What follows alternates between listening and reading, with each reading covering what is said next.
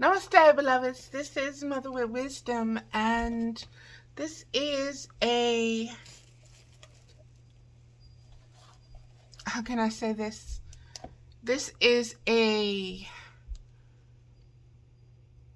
video with information that has been received, that has been being processed for the past 20-something years, that is being reviewed daily, that is being reflected upon, that has been reflected upon daily for the lessons, spiritually, emotionally, physically, psychologically. It has been processed. Okay, it has caused disruption in my consciousness. And the disruption that it has caused is in effect being received now as healing. Okay?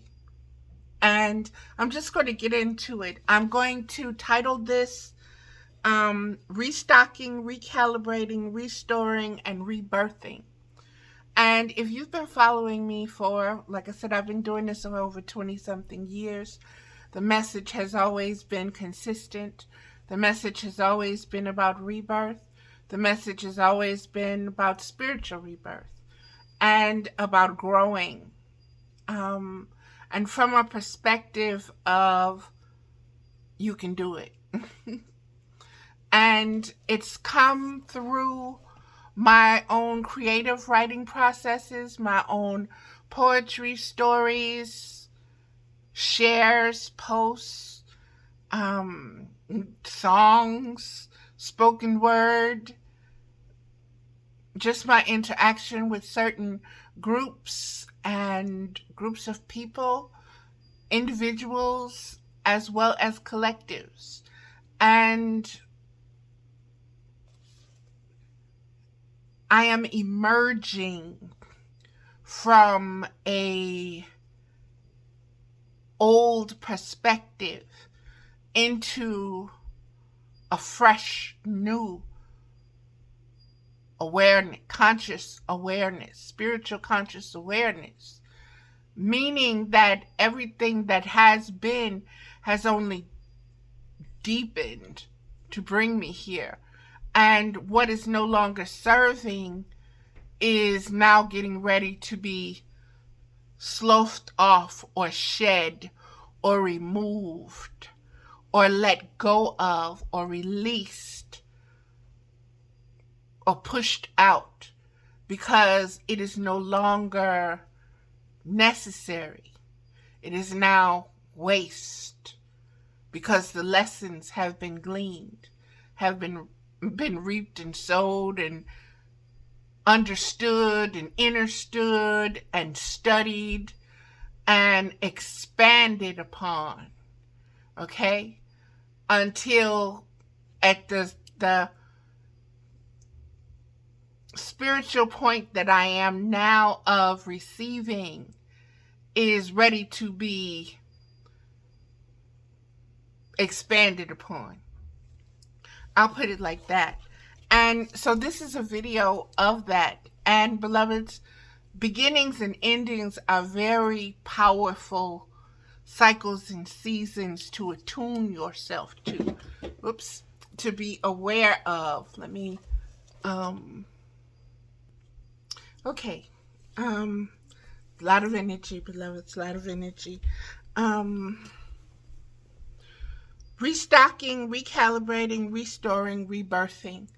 That is where everything is moving. That is the formation. That is the sequence that's happening. And that is the process that I am very much in the throes of, in the midst of, in the grasp of.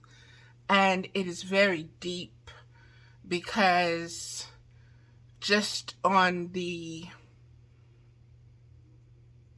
realizations inwardly, spiritually, and then seeing the outward manifestations and connections to everything, it's just like, okay, all right. And it's like, really, buckle up, buttercup, because the waves, the contractions, the labor is just getting ready to really begin now that you are in tune with what is going on. You're no longer in doubt. You're no longer in question. You understand what's going on. And so I've been sharing some things on my Facebook page. And it started with the word tongue, Tongue. And spiritually, metaphysically, symbolically, what does that word mean? And what other words are associated with the word tongue? Okay? The way tongue came up for me has been the mother tongue.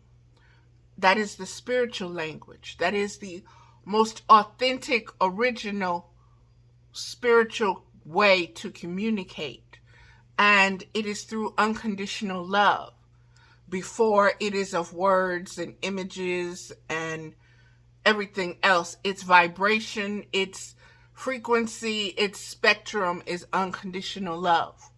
Okay? And that is the smallest and the highest of its forms, okay? Of its mattering, of its ability to manifest, okay? For spiritual beings to be aware of it, to penetrate them, to know that this is unconditional love, for it to shield them, for it to be a part of them, for them to latch on to it. Okay? So I shared on my Facebook page today about the tongue from websites.umitch.edu. And this is what it says. The tongue may have both serpent and phallic symbolism, or it may simply suggest language, as in, many have fallen by the sword, but not as many by the tongue. And that comes from Sirach 28:18. And tongues are also indicative of the voice of the gods. In medieval Christianity and Oriental art, large protruding tongues are often the sign of demons or the devil. So I want you to take stock in this. And I want you to take stock in the book of Sirach. I say Sirach. It's Sirach. Okay? That is the spelling of it. It is also the book of wisdom. It has a couple of more names, Ecclesiasticus, but it is associated with the divine wisdom of Jesus, okay? So I want you just to give you the foundations of this. So when this scripture, Sirach 28:18, many have fallen by the sword, but not as many by the tongue. I want you to sit with that for a while, okay? I want you to sit with that for a while. And I want you to hear the other words that were around that. Serpent, phallic, symbolism, language, sword, word, fallen, tongue. And I'll leave that there. And then I went to, it's alliancenet.org. And they had an article called, Say Ah take this spiritual tongue test. Now, I'm not going to read the whole article, but I am going to read a couple of the points and pointers, okay?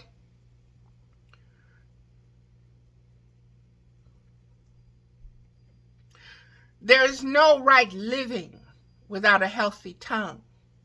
Its significance is out of all proportion to its size. Okay?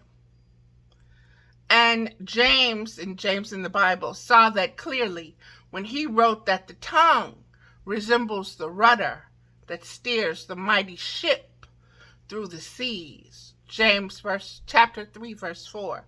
Some other truths about the tongue. 1.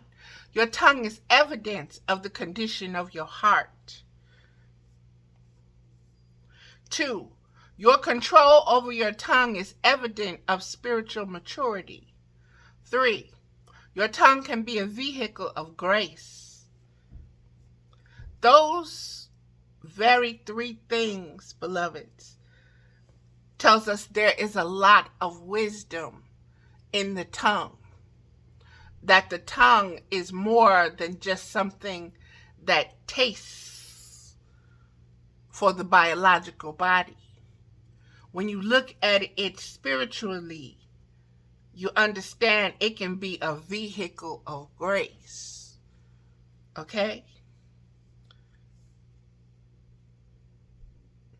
Your control over your tongue is evidence of spiritual maturity.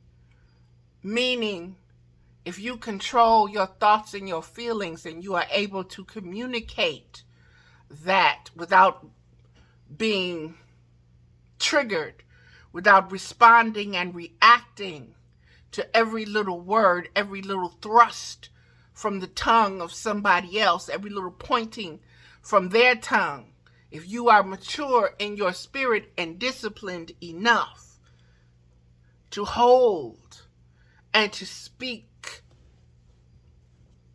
in a spiritually mature way, through spiritual insight, not through the personality, then you are activating your own spiritual conscious awareness, okay? You are operating from your own spiritual expanding conscious awareness. And as you begin to do that, not only individually are you expanding that magnetic field and attracting more positive energies into that area and into the existence to manifest even more abundance. You're doing it collectively as well. Okay? So this is multiversal. This is how the spiritual consciousness of existence exists. And we have not, in this age and time, been taught or been brought to this understanding of the wisdom, this ancient wisdom. Okay? And so this is the taking stock of what is. This is the restocking. This is the recalibrating, finding your balance within it, uniquely and individually. Okay? That's the recalibrating. Then there is the restoring or the healing that comes about because you have restocked, recalibrated, and you are restoring. And once you continue to do that, then you begin rebirthing. You began crafting what's called skin in the game, new skin in the game. Okay? That is how it's being given to me, because the tongue is attached to the imagery of the serpent. Okay, remember how that serpent and the phallic skin, the circumcision was you had to remove a piece of that skin, so you have skin in the game, so you can wrestle with the spirit. This is all what this is connected to. Okay, and so that is, say ah. You know how you go to the doctor and they put the little wooden stick on your tongue and you have to say ah. It gets deep, beloved. It is very deep. Like I said, this is on my Facebook page. You're going to have to do some scrolling because, as you know, I post like, I post, beloveds. It flows like the ocean. Okay, it's abundant. So it's there. Take your time. I posted about Tiffany Red speaks out on her lawsuit against Diddy. Tiffany Red is a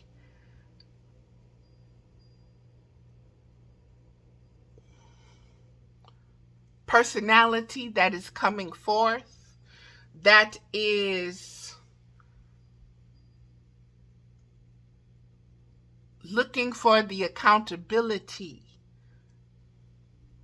for the stealing, for the plagiarizing, for the use without permission, for the sadistic use, for the sadistic abuse and the sadistic misuse, allegedly, of people in higher positions than she is, that she works with in a work environment, in a interacting circles setting, you can say. Okay? And so this is all very public and it's all on YouTube, and the beings that are being highlighted, okay, are beings that have used gaslighting, artificial lighting, to bring attention to themselves. And the way it's all coming out now is that they were becoming living idols, but the reasons they wanted to be worshipped and followed and idolized and adored is not even based upon their own talents and skills and original creativity. It's from what they stole from others, or what they stole and forced other people to do. Okay? And it's male and female. So this is not just what women are saying. Okay? And like I said, you can check into the energies of it. But understand that the energies are what the energies are representing. Okay? What these energies are standing for.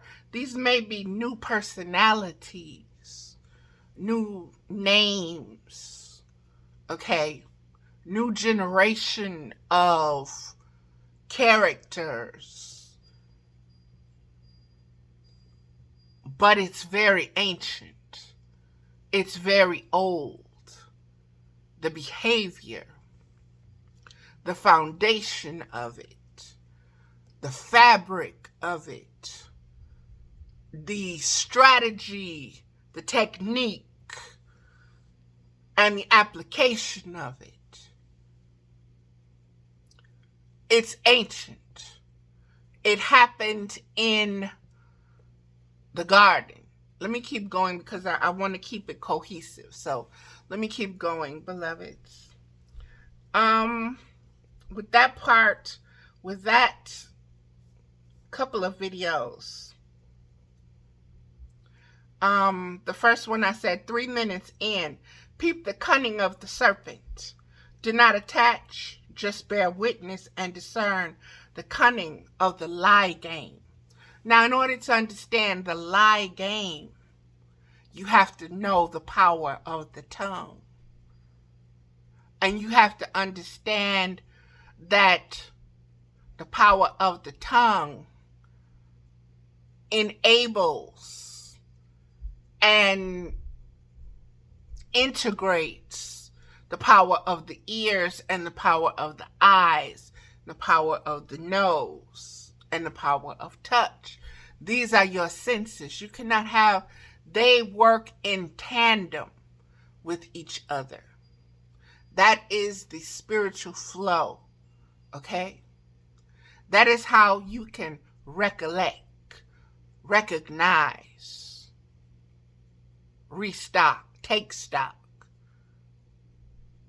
in what you are witnessing or bearing witness to, what you are seeing, what you are hearing, what you are knowing from the addition, multiplication, division of the words, the concepts, the beings themselves, those that are added, those that are taken out, those that are multiplied. You see this, this, and that.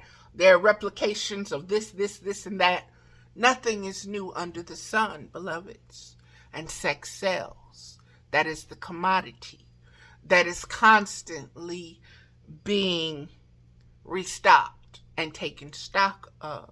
And so when you have this sadistic cunning, sexuality will always be knee deep in it, because sexuality to the human mind will always be connected to sensuality. Okay? And to the narcissistic, sadistic mind, it is self-pleasure. Nothing but self-pleasure. Even if the self-pleasure is just to make another being feel bad, feel small. For you to dominate, have power over. That's the whole thing. For you to take another being's sovereignty. Like I said, think about it from the standpoint of the Garden of Eden. What was the cunning serpent's intent? It was to dominate the knowledge of Adam and Eve.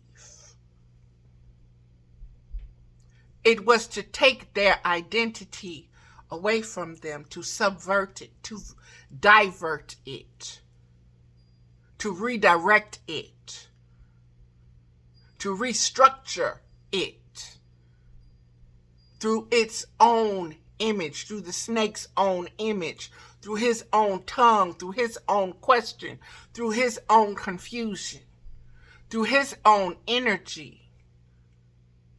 Is it true?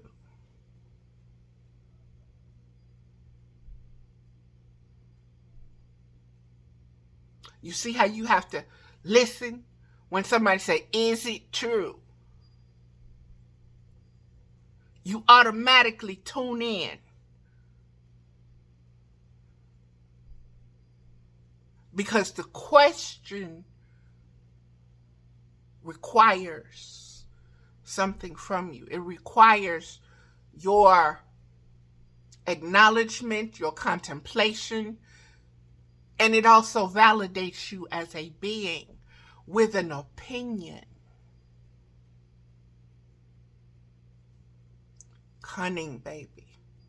Cunning. But I want you to know that in all its cunning, it has no new tricks. No new tricks. It's just the same ones over and over again. When you begin to see the patterns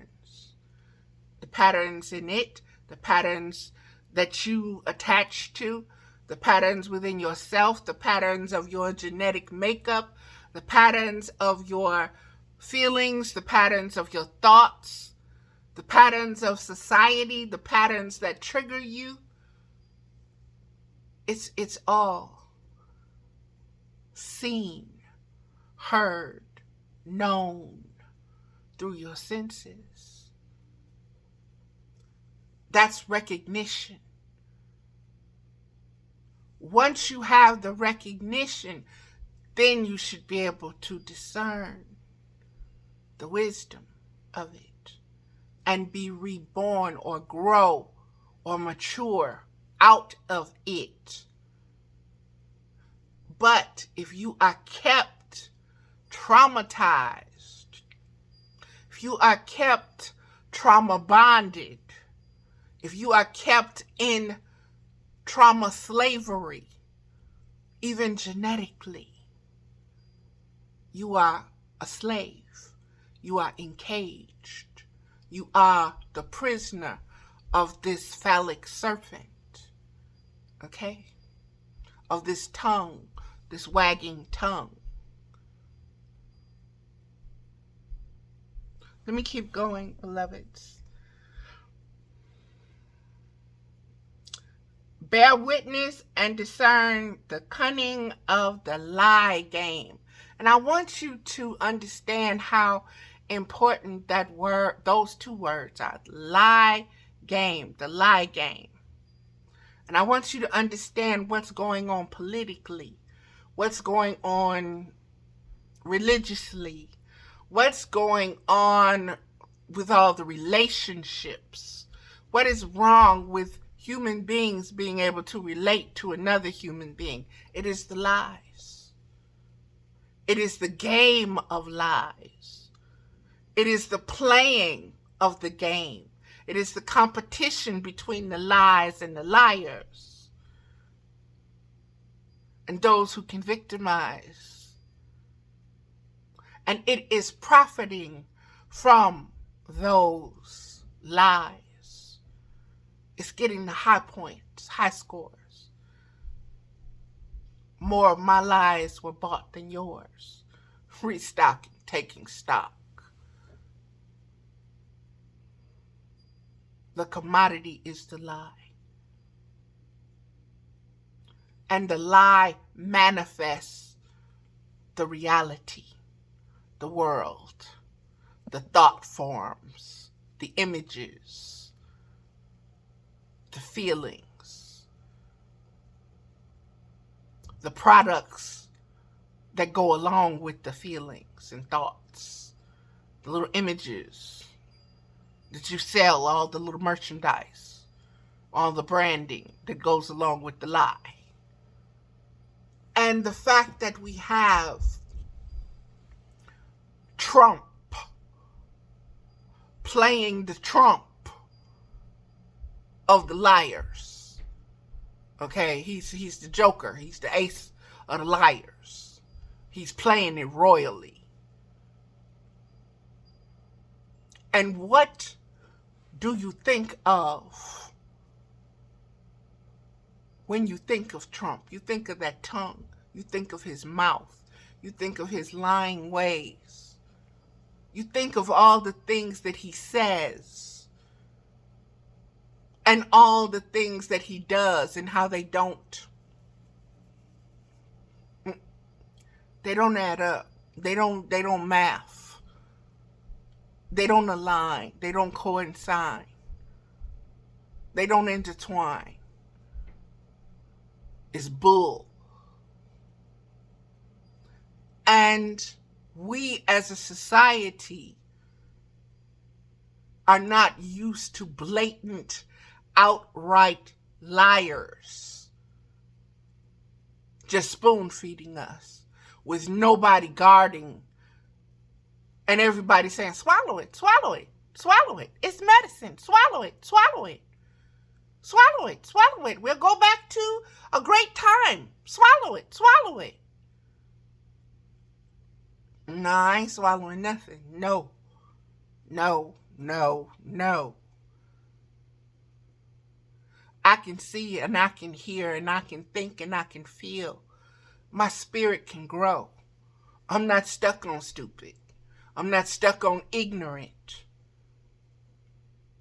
I have faith in the unseen, not in only what I can see. There's too much for me to see about that being not to trust him or those that support him.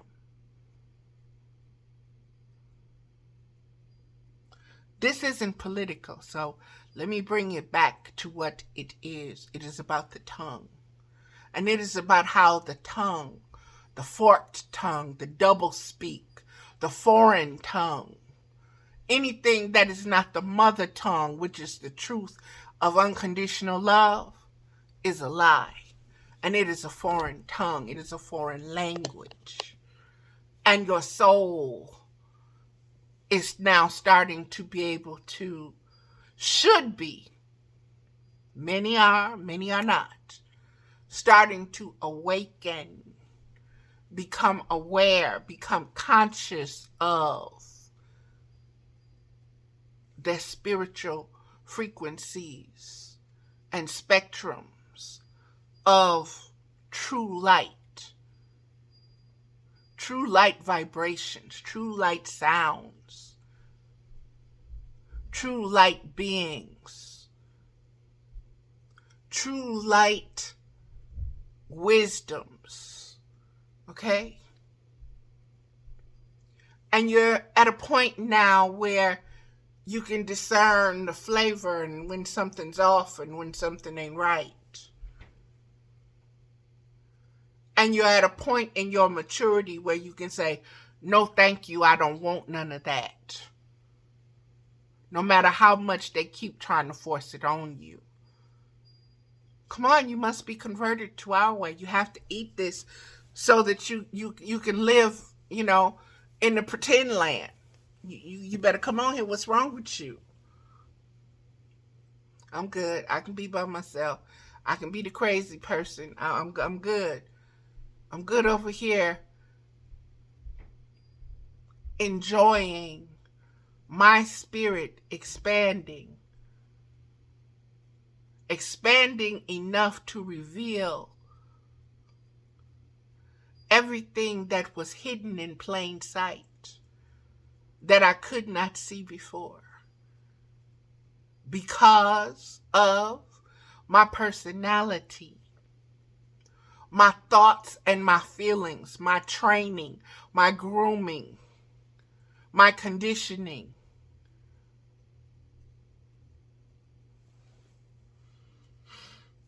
Let me keep going.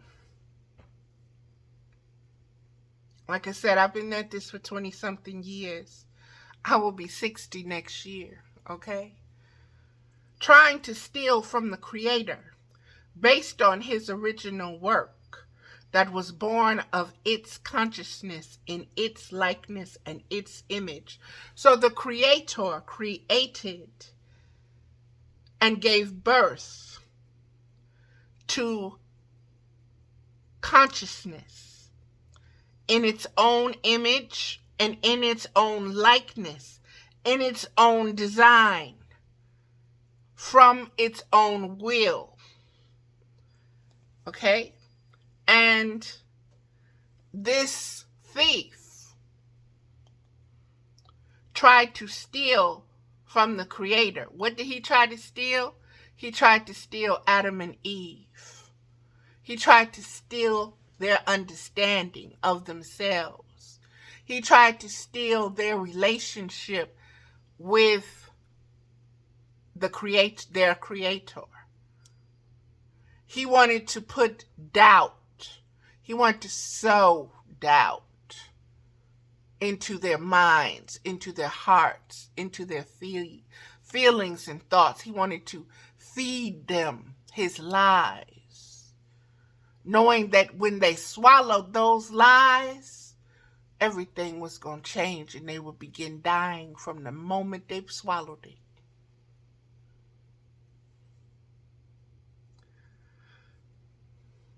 That is an old game we are still living out.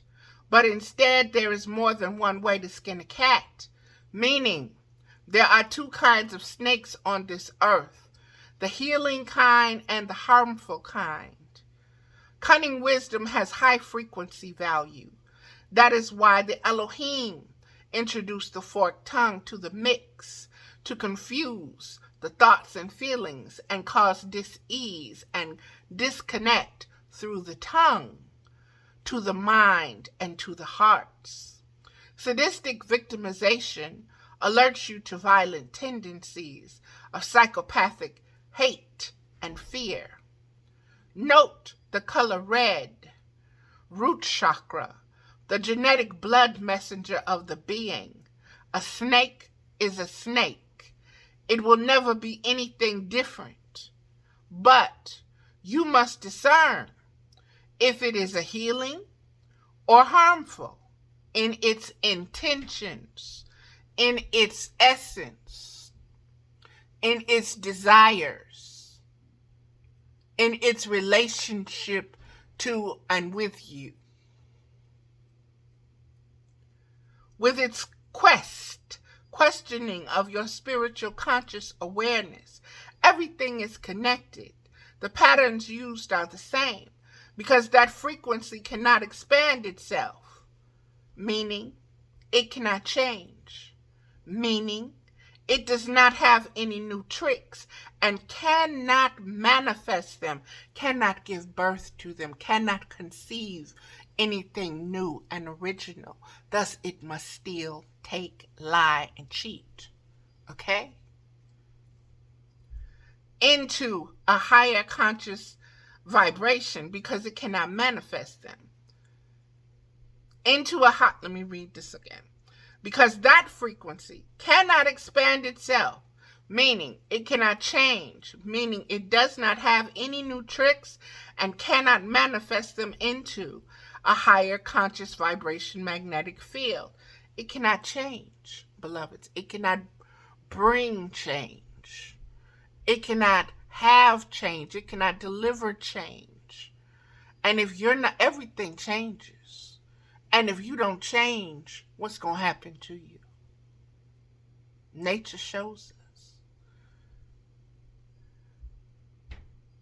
Into a higher conscious vibrating magnetic field. If you can't change into a higher conscious vibrating magnetic field that recognizes its speech patterns, its ways and means of existing, communicating, communing through the cunning of lies by liars with no one willing to take, no one willing to not only recognize the lie, but point out the lie told and expose the liar behind the curtain, mask, veil, axe, victory. These words. Behind the curtain, behind the mask, behind the veil, behind the act, behind the story, behind the tale, T-A-I-L, behind the tale, T-A-L-E.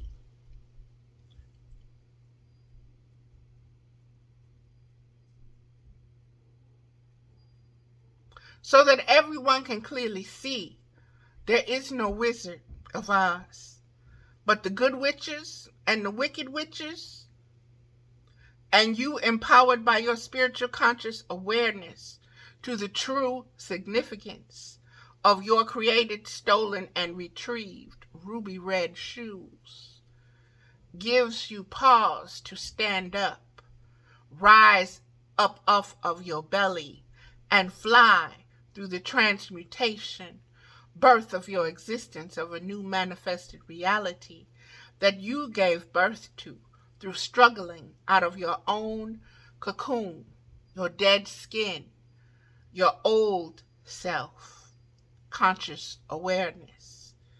That it was so deep, beloveds, and I hope and I pray and I know that those who have a spiritual ear will hear the message that it has, that it's holding, that it is vibrating, that it is giving off, and that it is alerting you to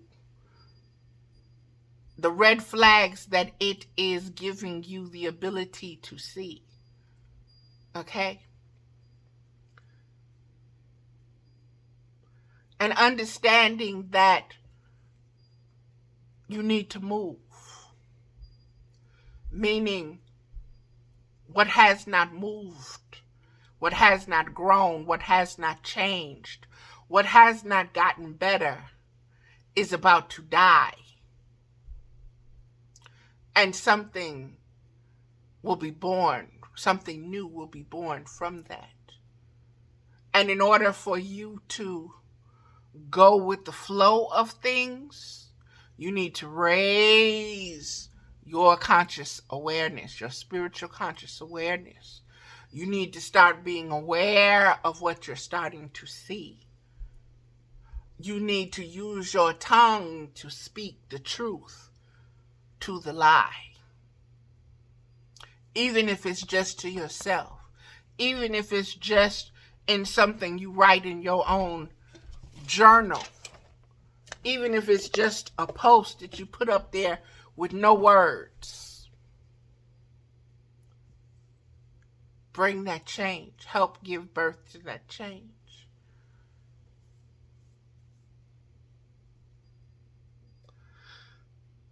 And remember, the snake is the most cunning for one reason. And that's because out of all the beasts of the field, it will hide in plain sight. It can be right there in front of your feet, and you don't know it until it bites you.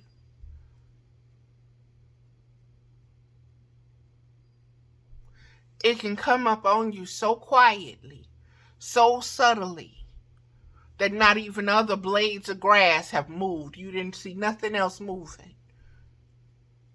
Nothing alerted you to its subtle, cunning presence until it was too late. And then you were poisoned. Or then you had to escape from getting poisoned. Or you had to be healed from the poisoning. So this, again, is bringing your focus to your spiritual conscious awareness, beloveds, and expanding it, allowing it to do what it does, meaning allowing it to grow, allowing it to get bigger, allowing it to multiply, allowing it to vibrate higher into the realms of unlimited, into the realms of the unseen, into the realms of the impossible becoming possible. Let me keep going.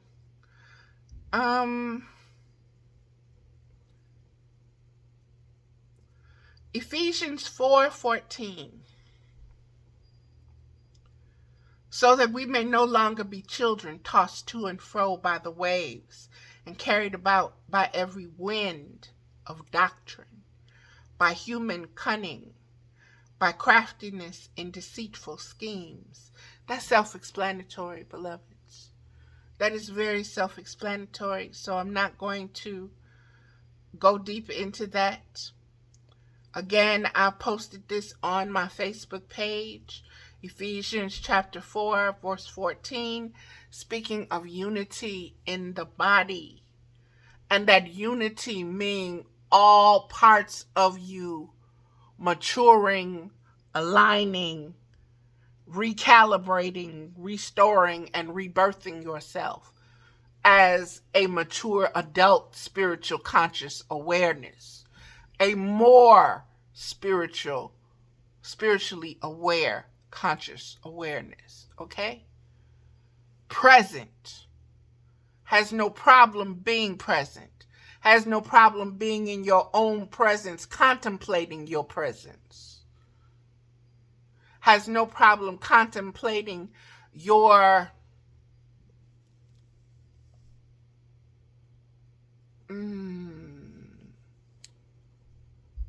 possibilities, your purpose. You riding those waves now. You know how to feel it. You know when to get up. You know when to crouch. You know how to balance your body.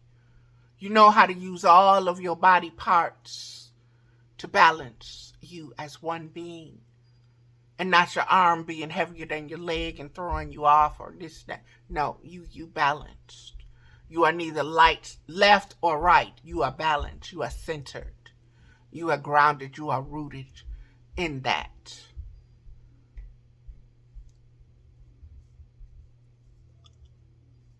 Let's see.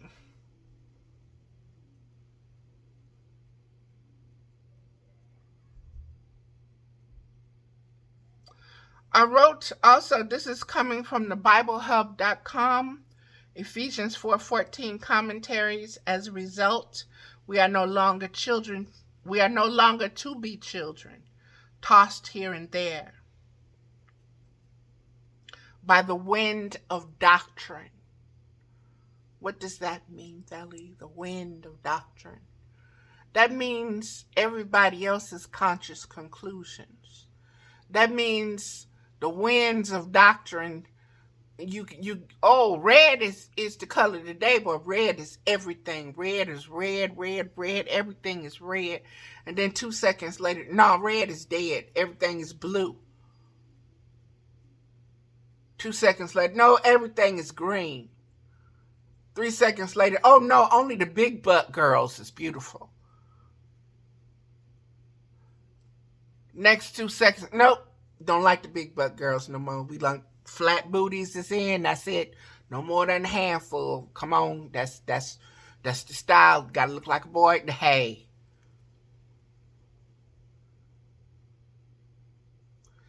These are doctrines that you can be carried away with by the wind. Every time the wind blows, every time it changes direction, that opinion of something changes.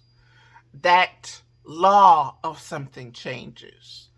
That relatability of something changes. That popularity of something changes.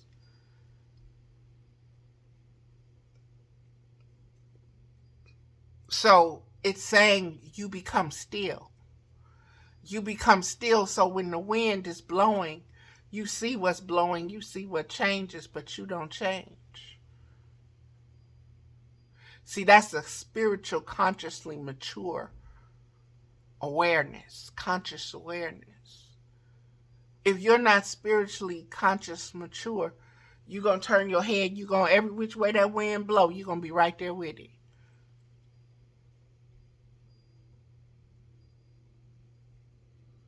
And you're going to think that that's all there is. Because nobody never taught you, no. You let the wind move and you let everything else, the thinking change and everything. But your conscious awareness of who you are as a spiritual being, that doesn't change. That only gets deeper, wider, vaster. That doesn't, no, you're a child of God one day and the next you're a devil. Or God don't like you. Or God mad with you. Or you didn't do this or you didn't do that. Or the color of your skin is this and God don't like that. God cursed that.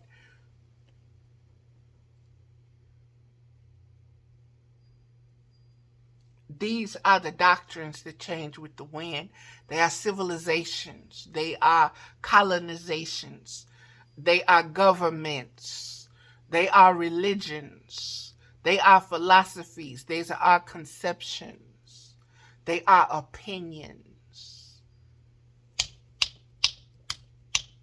They change. But you, knowing who you are, what kind of being you are. I am a being of unconditional love.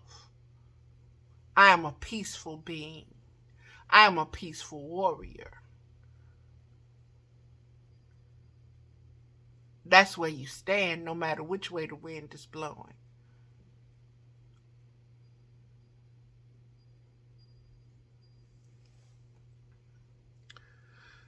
There comes a time when we have to stop being children, spiritually unconscious, immature in our spiritual identity and sovereignty.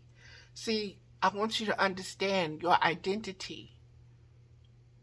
Who are you, your conscious being, as an identity? And then the sovereignty of that identity. Who do you bow down to? Who do you serve? Who do you worship? Who do you reflect?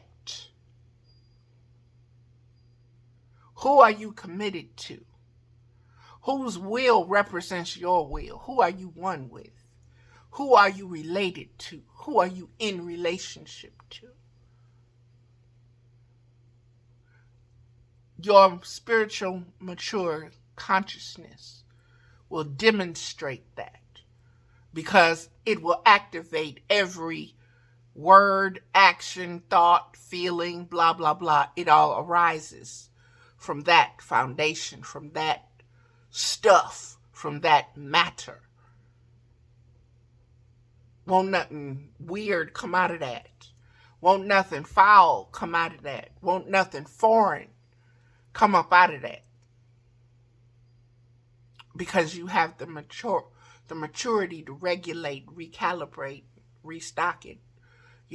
Brush off one skin and morph into another. Let me keep going. Sovereignty is a big thing, beloveds, because in this matrix system, we are not sovereign beings. We are slaves. We are enslaved. We are enslaved by our thoughts and our feelings.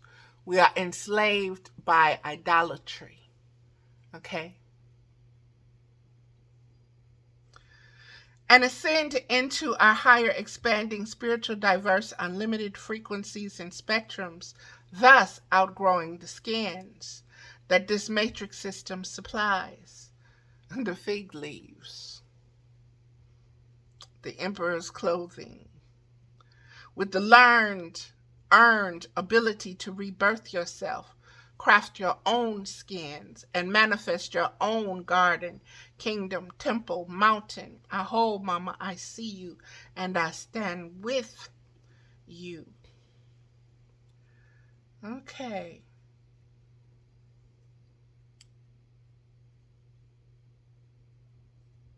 Okay, hold on just a minute, because that just jumped.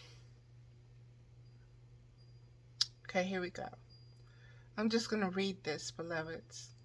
I see you, and I want you to think about the avatar when I say I see you and what that means. And I want you to understand that is rooted in an indigenous African principle, okay?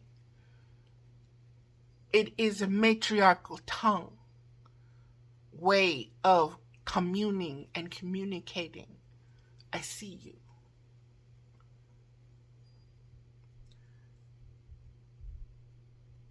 I stand with you as a reflection of wholeness, not split personalities of confusion, with no self-relationship, thus the essence of self-hate, fear, doubt, trust, and the need to steal what has been made manifest through the conscious awareness and lie and say it belongs to me.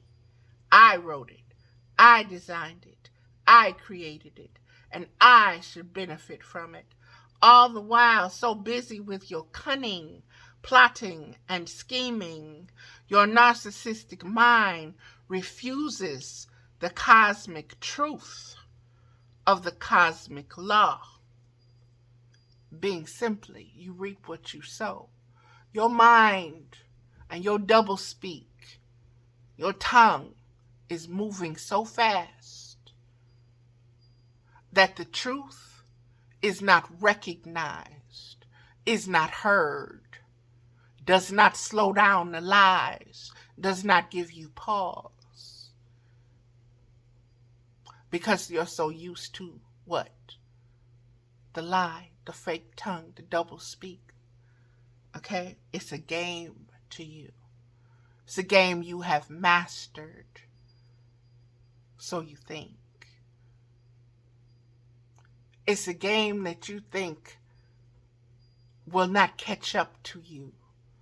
That you're not going to swallow your own tail, so to speak.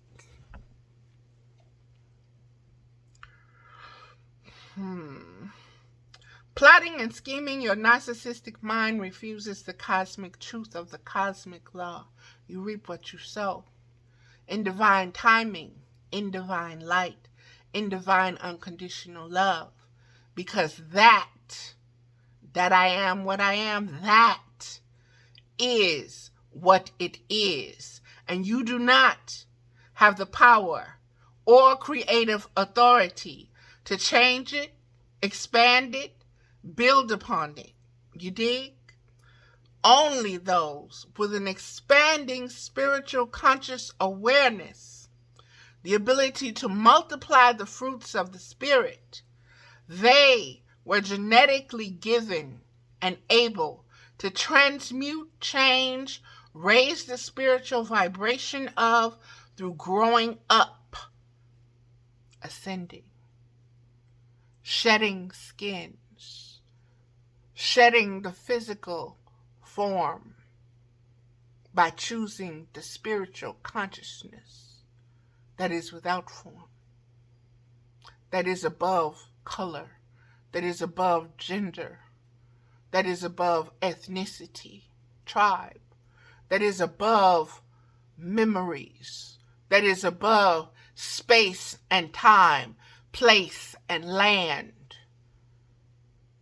and a belonging to this and a belonging to that, but not this and not that. It goes all the way back to before the beginning when everything was one. That's the maturity.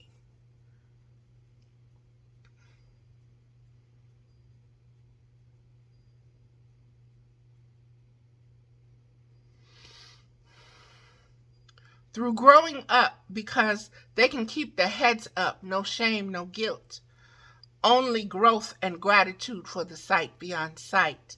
That is not easily received because you got to wrestle with supreme spiritual conscious awareness. You got to wrestle with that supreme intelligence.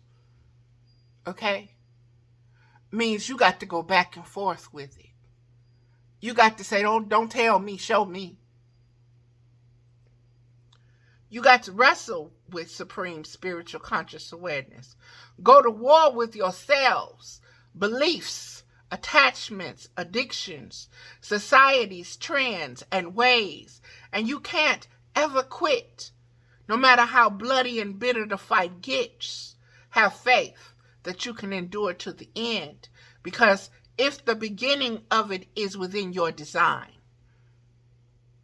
then baby, beloved, then so is the end of it, backed by cosmic laws that cannot be broken. So that's the warranty that came with the original design. Regardless of who stole it, repatented it, copyrighted it, trademarked it, and said, this is mine, and this is this, and this is that, and this is what that means, that is what this means, and this is that.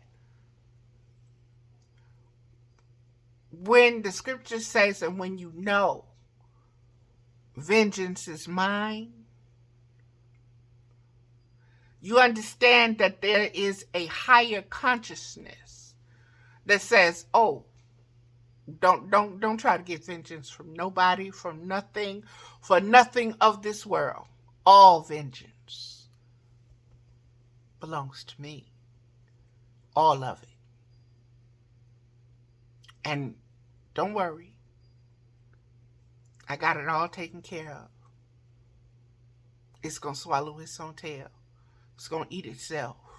That same monster that everybody's scared of, woo, that monster going to swallow itself.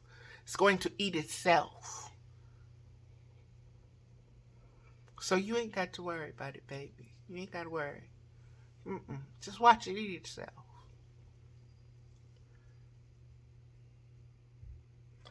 Again, that's Ephesians chapter 4, verse 14.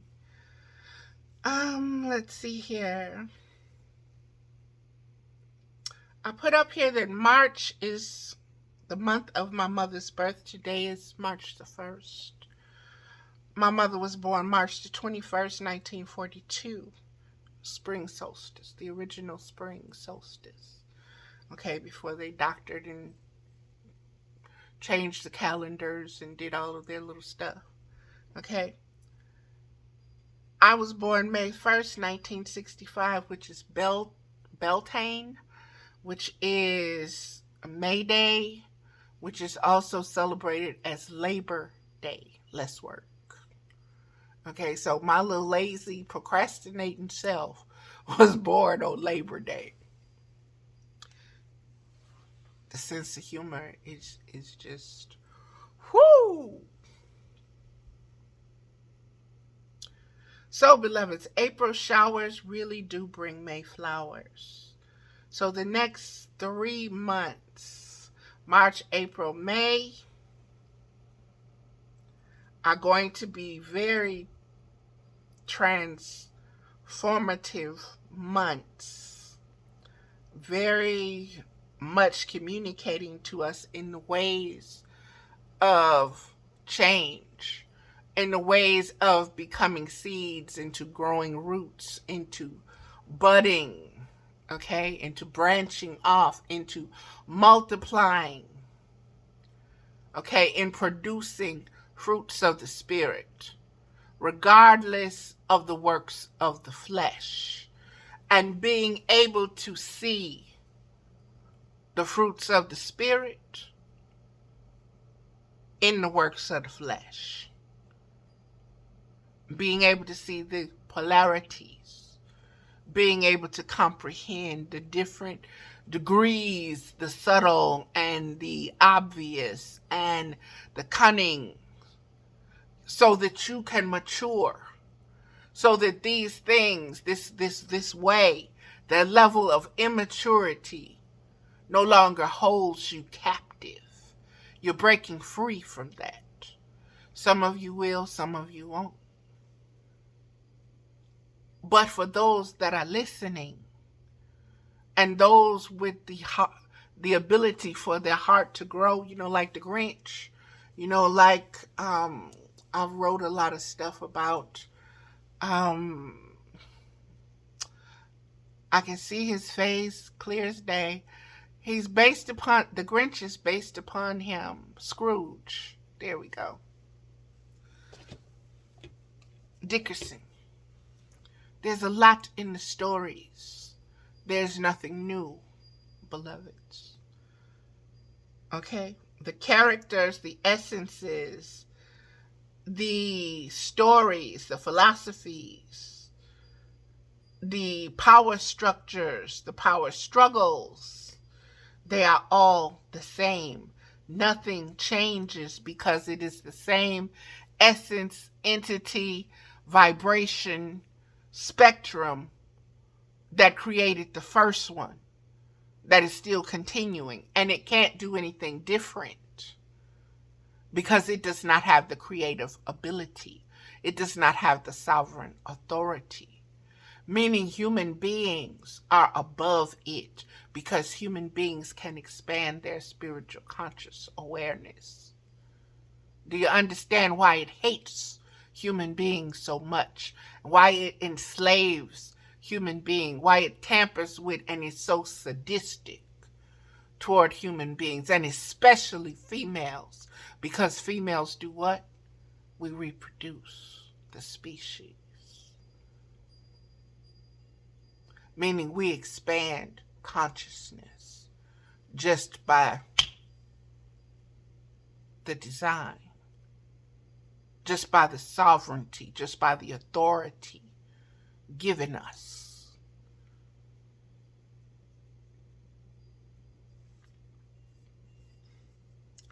That's why it hates us. That's why it perverts sexuality from the vagina to the anus. I want you to understand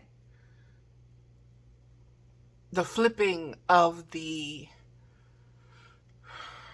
mirrors, the black mirrors, the black holes.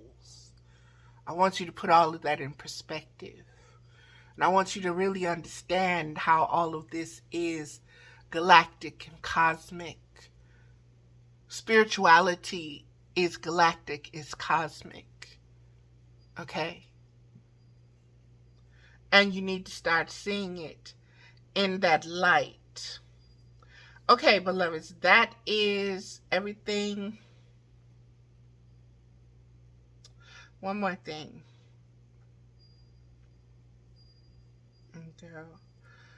Um, what do you see? What did I posted some pictures, but in everything that's going on in the bigger picture, in the microcosmic and in the macrocosmic, in the global, in the national, in the continental, in the statewide, in the community, local community, in the zip codes and area codes. What do you see? What does it symbolize to you? What you're seeing, what does it symbolize to you? What is it a sign of? What is the message for this global movement? What is the message for the individual? What is the message for the collective? Can you hear the echoes of the spirits of the land, of the generations?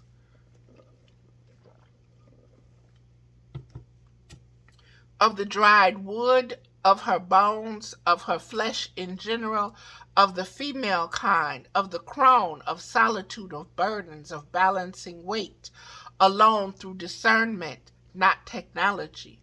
My answer to the questions: the footing must be solid, a whole, meaning it is not the burden, it is the knowledge of your own self-support to get from point A to point Z with faith that can be demonstrated, not just spoken of, and the understanding that ground zero holds both point A and point Z, and there's really no distance between the two. This represented this was this was a picture of an indigenous woman, a video of her hefting dried wood on her back to carry. Big old bundle, big old stacks of it, okay? And she had this little band tied around her head, and she picked up all of this stuff that looked like it weighed 2 or 3 times more than her body weight. And Grandma bent, and she squatted, and she got low. And then she put her hands on her thighs. And she stood up all the way straight. Her spine went straight. And she walked out. She walked, baby, carrying that load. And so when I ask you, what does that symbolize to you? What does that vision? Do you hear the echoes of the spirits of the land, the generations of the dried wood of her bones, and of flesh in general? And that brought me all the way to the present, which is 2024, which is the wood dragon year. And you got Grandma getting low with the wood and getting up. Y'all don't hear me though. I'm crazy. Okay, I am going to now, that was what I wanted to share from Facebook, okay? So I can close that down and get rid of that. And now I can get into this aspect of it. And again,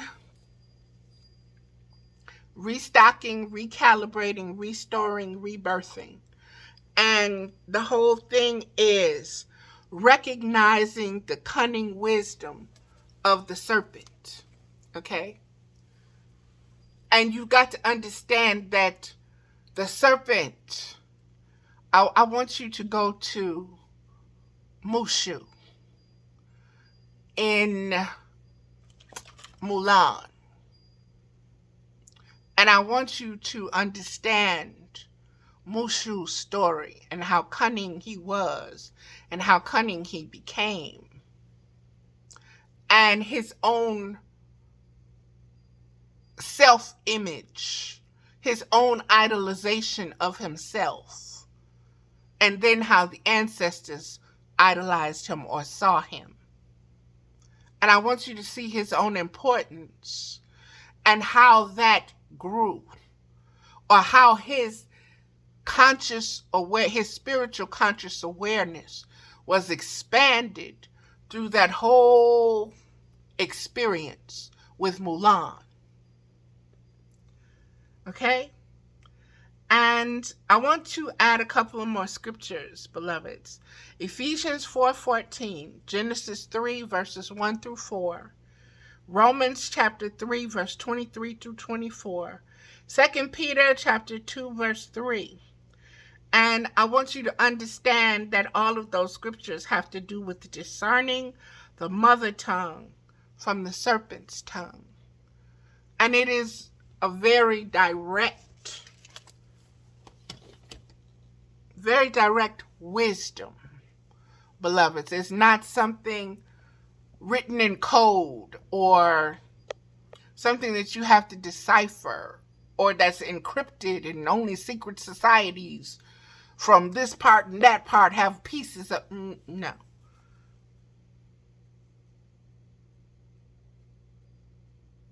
These are spiritual revelations.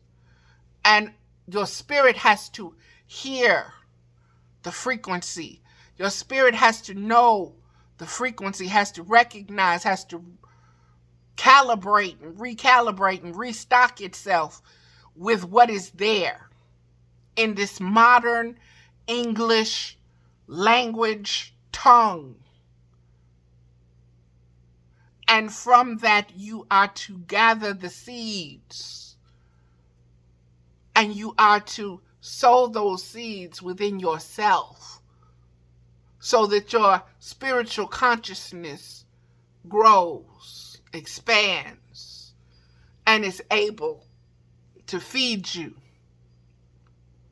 And out of the abundance, you are able to radiate and feed others who want to sit at your table, or who care to sit at your table, or who care to come and exchange stuff at your table.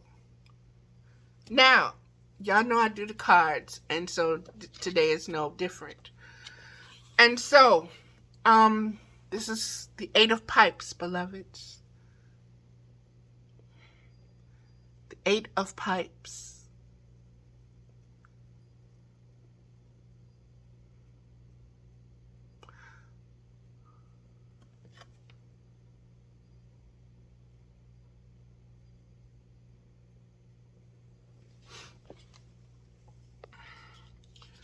Eight of Pipes, your art is your shield and power.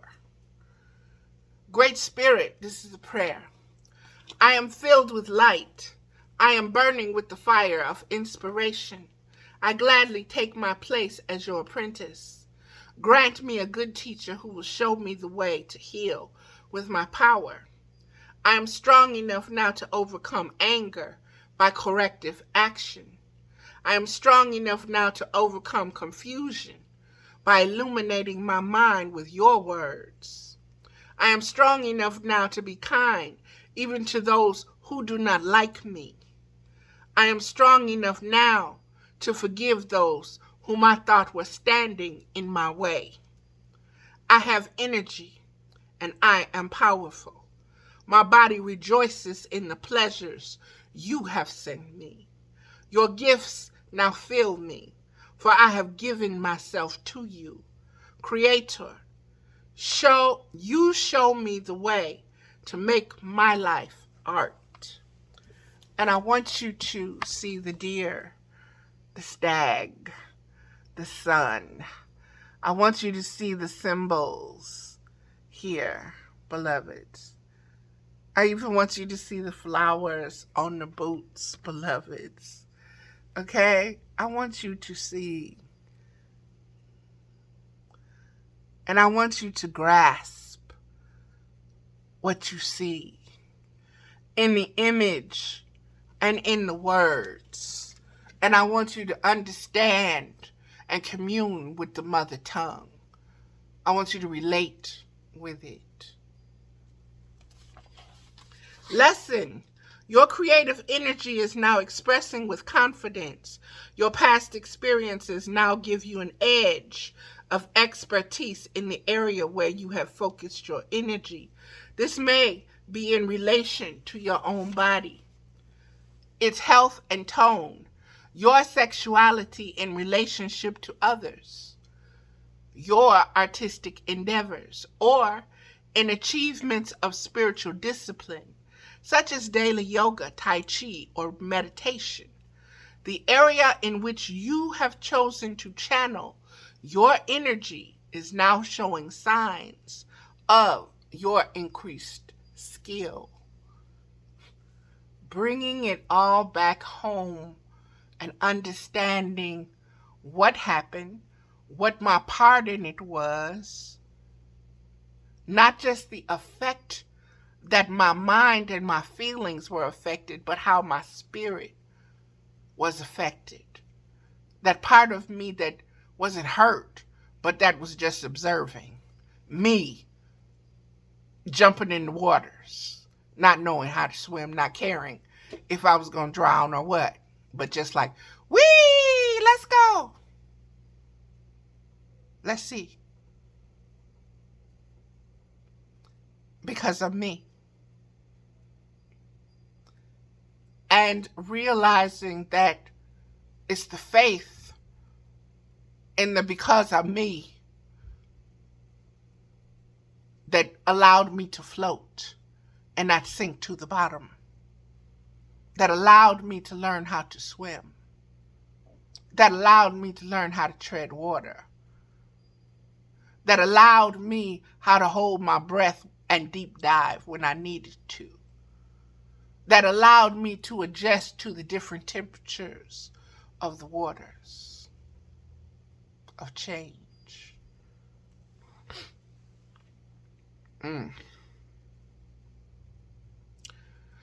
Enjoy the benefits of your labors. Rebirth, restocking, recalibrating, restoring, restocking. Enjoy the benefits of your labors and continue to direct the purpose of your process toward positive, global ends. In other words, if you are using material resources, be sure you give something back to earth. If you depend on other people's energy, be sure to replenish it in some way. If your product makes a statement, continue to upgrade the thoughts behind the statement so that it doesn't merely point out problems,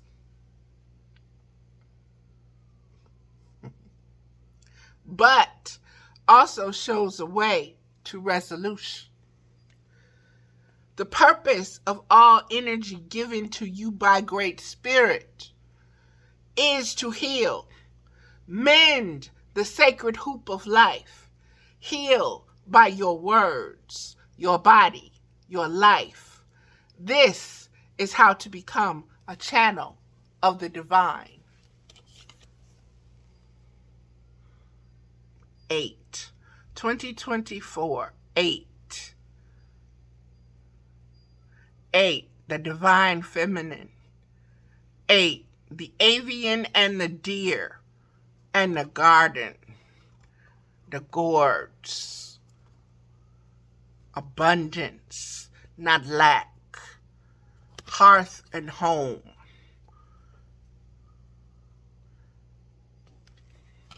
The next card, beloved, is coming from, there are 4 of them, I believe. Coming from Elena Fairchild, Journey of Love. And let's just get into it. And they're as I pull them. And again, this card here keeps showing up, beloved. It is number 13, which is a 4. And it keeps showing up. And it is gifts received. So again, it is emphasizing. The message is being re-emphasized over and over and over again. And the message, the words may be changing with the topics, but the spiritual alchemy and energy and essence that's coming with it and repeating itself. Out of all those other cards, this one, relax. It's okay to accept what is coming your way now. Gentle your soul, steady your heart. Even the most precious treasure can be received by you. Why not? Are you not built of the same stuff as that treasure, beloved? It's all love, after all. That is all that there is. Enjoy, accept. Rest in the knowledge that you are being invited into a sanctuary of abundance. Peaceful rest and replenishment now. It's just time. This oracle holds a message for you. The universe is trying to get something to you. More abundance, more love, an answer to a prayer. Sometimes the healing comes in unexpected packages. Sometimes we try so hard to find the answer, asserting so much effort to receive that we make things harder for ourselves than they need to be. So relax, have some fun, be at peace. Everything is working out just fine, and there's a nice surprise coming your way.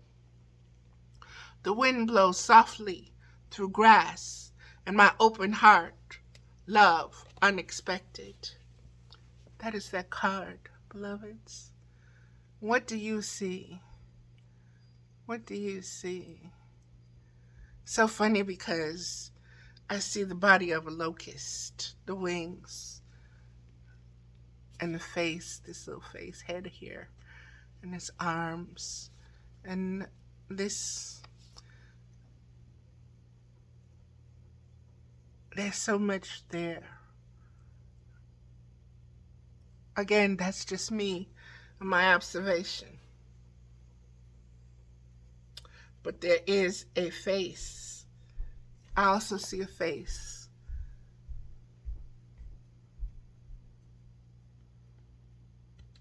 So there's a lot there, and it is about gifts. The next card is also a repeat card from one of the recent videos. It is number 63. And it is the light field.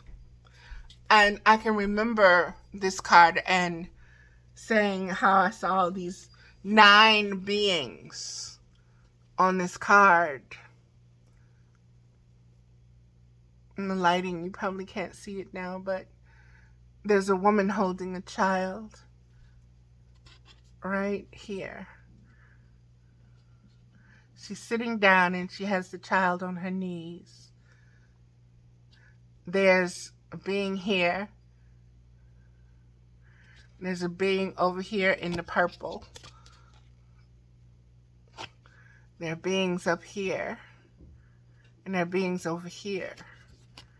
And I know the card just looks like, what, Valerie? You just crazy, okay? Blah, blah, blah, blah, blah. But let's see what the card says. The light field, number 63, which is a 9. Which 9 resonates for me in so many different ways. I believe my life path is a 9. So that number just does it. 8 and 9 just do it for me, okay? You are very open to the other side. The veil that separates the worlds is very fine for you. For there is much love in your heart, and love exists beyond all barriers, including those of time, distance, and even death. If you wish to communicate with those that have passed on, do so through your heart. If you want to communicate energetically with your beloved, even though you are separated in physical location, then you can do so now. Do so telepathically. Do so through your prayers. Understand that when you think of them, that sends out an energy, that sends out an alert. It dings, it pings their energy, and they think of you as well. Okay? If your psychic abilities are opening and you need confirmation or reassurance, accept this message of guidance as being such. Those who have passed can be received fully and peacefully into the light, and your love guides them home. The message that you sense in your own heart that come from unconditional love that uplift and reassure can be trusted. The light is so close to you, beloved. It surrounds you as glow from within. So I want you to understand it's not two. It's not the light and you. You're one. That light is inside of you and it radiates through you. So you're one with it. There's no separation. There's no division. There's no veil. The only thing that puts a veil up is your mind, your consciousness, your thoughts and your feelings when you feel separated from it, or that it's something other than you, or that it's a lie and not the truth of who you are. This oracle brings you guidance that you are connecting with a field of awareness that is real and that you are protected by light as you do so. It is confirming that there is nothing for you to fear and that those that have passed on or will pass on in future will always be safely held in love. It is also confirmation that there are very real bonds that connect you to your loved ones, past, present, and future. They are beyond the confines of time and space. That means it's unconditional, beloveds. Don't limit your sovereignty, your spiritual sovereignty, your capacity to hold and radiate unconditional love. Expand. Get out of boxes and checking boxes. You cannot put the Great Spirit in a box. The human mind, it can conceive all kind of traps and boxes, pretty ones, messy ones, this brand, that brand, blah, blah, blah, blah, blah, for God to, or the creator or source to be stuck in, so you can say, this is mine, or I have the right source, or I have the creator, or the creator speaks through me because it fits in this box that I have. And in order for you to be approved by me, you must fit into this box as well.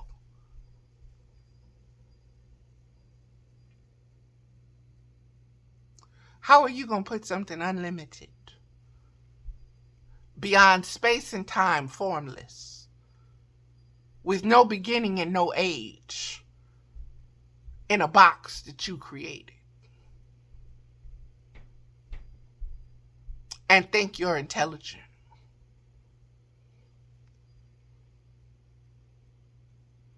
Whatever you put in that box, that ain't the Great Spirit, okay? Believe me, it ain't. I don't care what it's pretending to you to be. It is not the Great Spirit. So you can put your trust, hope, and faith in it all you want.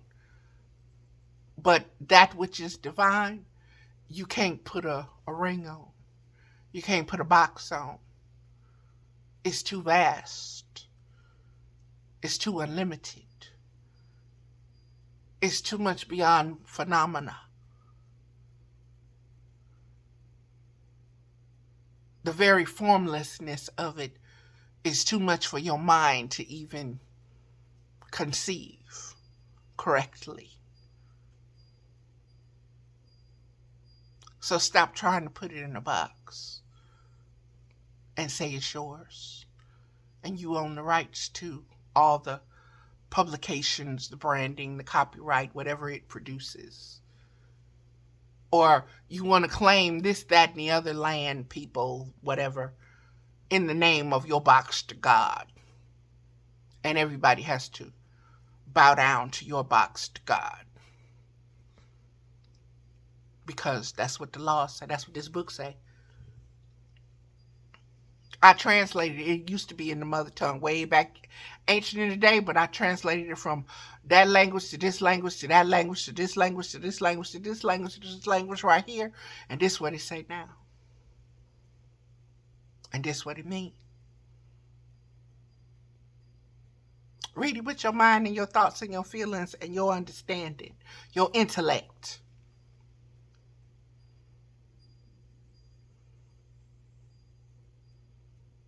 Your intellect cannot commune with divine wisdom. It is so far beneath it. And I don't say that to be prejudiced or to belittle, but for you to humble yourself in your understanding of your infancy and from where you need to begin growing up and maturing and what you have to catch up to. Just like when the Creator told Job, where were you? Oh, you want to tell me how I should? Why did I let Satan do this to you?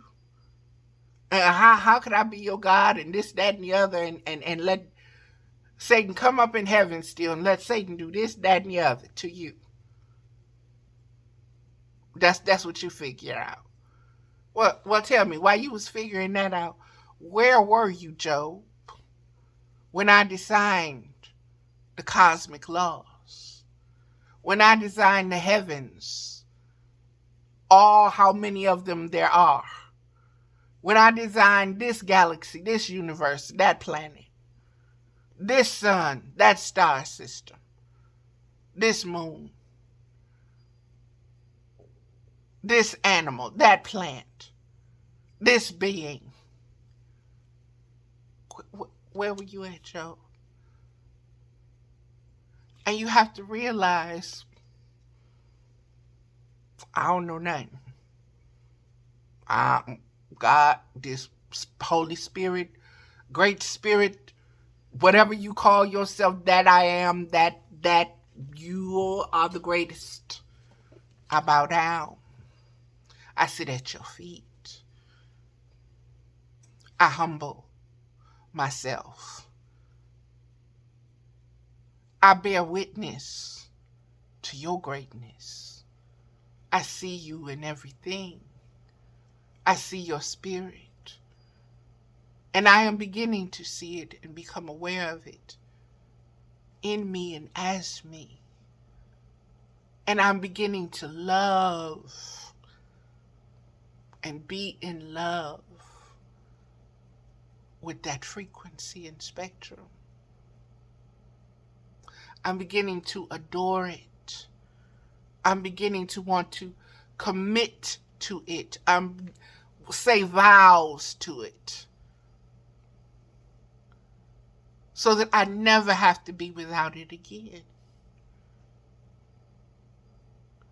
That is expanding my spiritual conscious awareness from what it was 4 or 5 years ago, sitting around waiting on dying because I was too depressed to live, to think clearly, to be consciously sit in the shadows.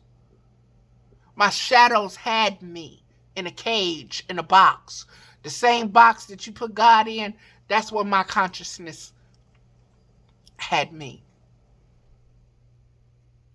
And the same way I had to learn, Valerie, put all of that stuff down and walk through there. You can't take that stuff with you. Why are you spending all your time on stuff that has passed, that is already dead and gone, that has been, when you can't go back and change nothing? No matter how, why are you attached? Why are you still courted? Why do you keep giving birth to this same thing over and over and over? And it keeps living out its same little tired.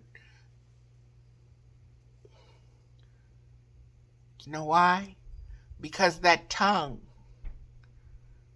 don't change. That tongue, it can't come up with nothing new. It don't got no new stories, no original stories. It can't grow from what it is, what it has been all these millennia.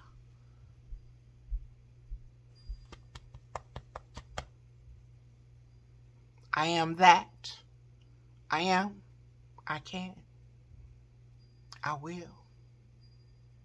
Watch me.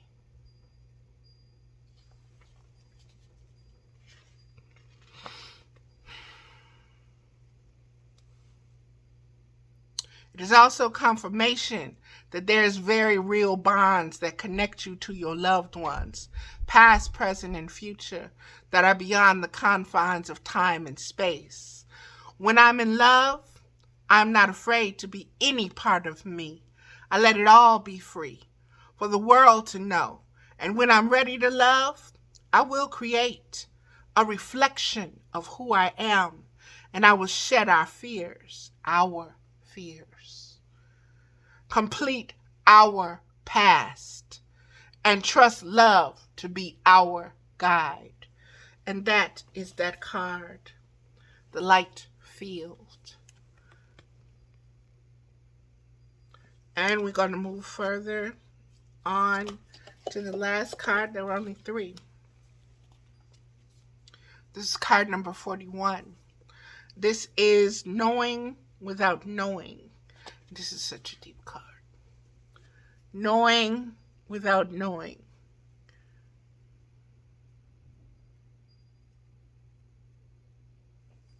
Number 41. Sometimes the heart knows in a way that the concrete mind and memory cannot. We feel something that we cannot quite express. Perhaps others are quick to dismiss it as meaningless whimsy or irrationality. We're hysterical women, remember? We're crazy. Others are quick to dismiss it as meaningless whimsy or irrationality. Yet, that feeling beyond the mind's capacity to fully perceive is the ancient truth of your greater self reaching through time and space to connect with you. Like a phone line extending from a more ancient place in the world, you can hear it crackle perhaps. Not the clearest reception, yet you can also sense the love traveling along that telephone line. We started this conversation about the tongue, and the tongue being a phallic symbol. And out here you have this which is reaching out through you through time and space to re-penetrate you, to penetrate your consciousness again, for you to be in union with it, for you to be in oneness with it again. I want you to be able to receive this. This is the journey of love. So these words are very specific, okay? They have very specific spiritual meaning to them. And I'm hoping that you hear them and receive them through this message, okay? Through this topic, through this sharing.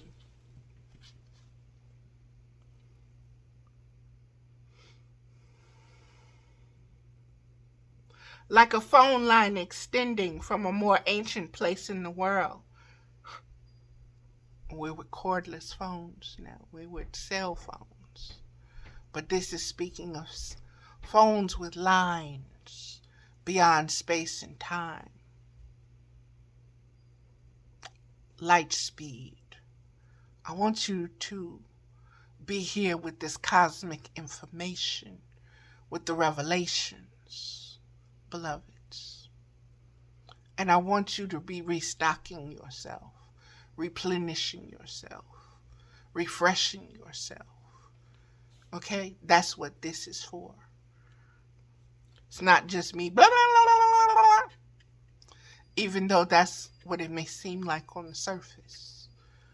Strip all of that away and listen from your heart, your spiritual heart. Because I'm speaking heart to heart, okay? Consciousness to consciousness. And hoping, having faith that you can receive it in the way that it is extended to you. Okay. The things that you feel and that do not appear to make sense are the things to trust most now. You are being guided by a force far greater than your own mind. An ancient divine brilliance is reaching to you, communicating with you. You may not hear or understand it with clarity as yet, but you can feel it. Trust what you feel. This oracle speaks to you of the opening up of your higher mind, of the part of your intellect, your intelligence, that can dialogue directly with the forces of divine guidance and creation. I want you to hear that again, beloveds. This oracle speaks to you of the opening up of your higher mind. So that's that crown shock. You're ready to receive your crown. You've balanced. You're balancing. You're rooted. You're rooted enough so that hole, you know, that little hole that little babies have, that hole, that crown sits on, that is opening back up. It's a spiritually conscious portal that you open. We'll put it like that, in those words, in those terms.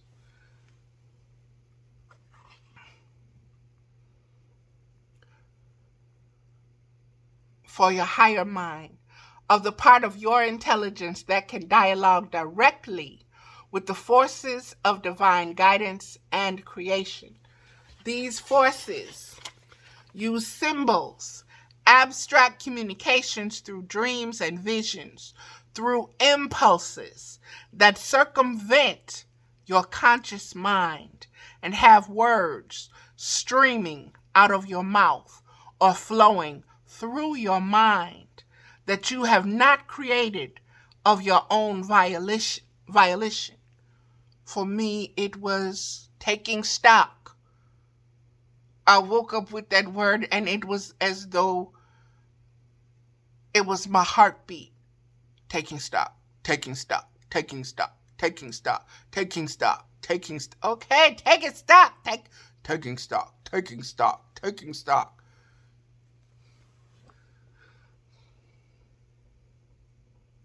Streaming, flowing, pulsing, pulsating.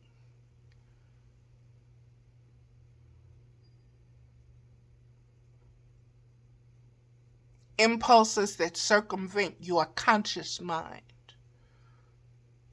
and have words streaming out of your mouth or flowing through your mind that you have not created with your own volition. Someone speaks to you and you respond with words that you feel you are hearing for the first time as they pour out of your mouth. Whose words are these, you wonder? It is your ancient self that speaks. Trust the strange and mysterious at this time. It is another way, an ancient way of wisdom that you are tapping into now. Enjoy this new sacred connection unfolding. This oracle is also confirmation that you have relationships around you now and continuing to come to you that are from times long past, karmic connections that will take you further on your journey of love. I have been here before. Aromas open the doors. I walk through knowing. Beloved, your sense of smell is the oldest sense. It's not hearing, it's not tasting, it's not touch. It is the sense of smell. I have been here before. Aromas open the doors. I walk through knowing. These things that I have written, these stories, these poems, these stories, all of these things, I have written them before. And I'm sure they have been taken many times before as well. And others have reaped the physical wealth of these things. But the spiritual wealth always belongs to the creator, the originator. And the originator is not stingy. And she understands that the material passes away. But the spiritual, that's in the DNA, baby. It ain't going nowhere. That's the structure. That's the truth that cannot be tampered with, so to speak. That is that card. And we just have a few more, beloveds, and then we'll be done. 145, 38. I pulled 4 different cards from this deck. At first I wasn't going to pull that many, but this is how many wanted to come through. And with the chakra deck, beloveds, I'm going to, each of these is a different color. Okay? Each of these is a different color. And I want to show you. These are all the cards, okay? But each one of these little 4 cards is a different color. And I'm going to get into each one. This one, again, is a repeat. It is grief. And it is the green, the heart. And let's get into green cards at a glance. Okay. Overall impression, love, keywords, balance, harmony, brotherhood, hope, growth, healing, love, peace, prosperity, manifesting intention.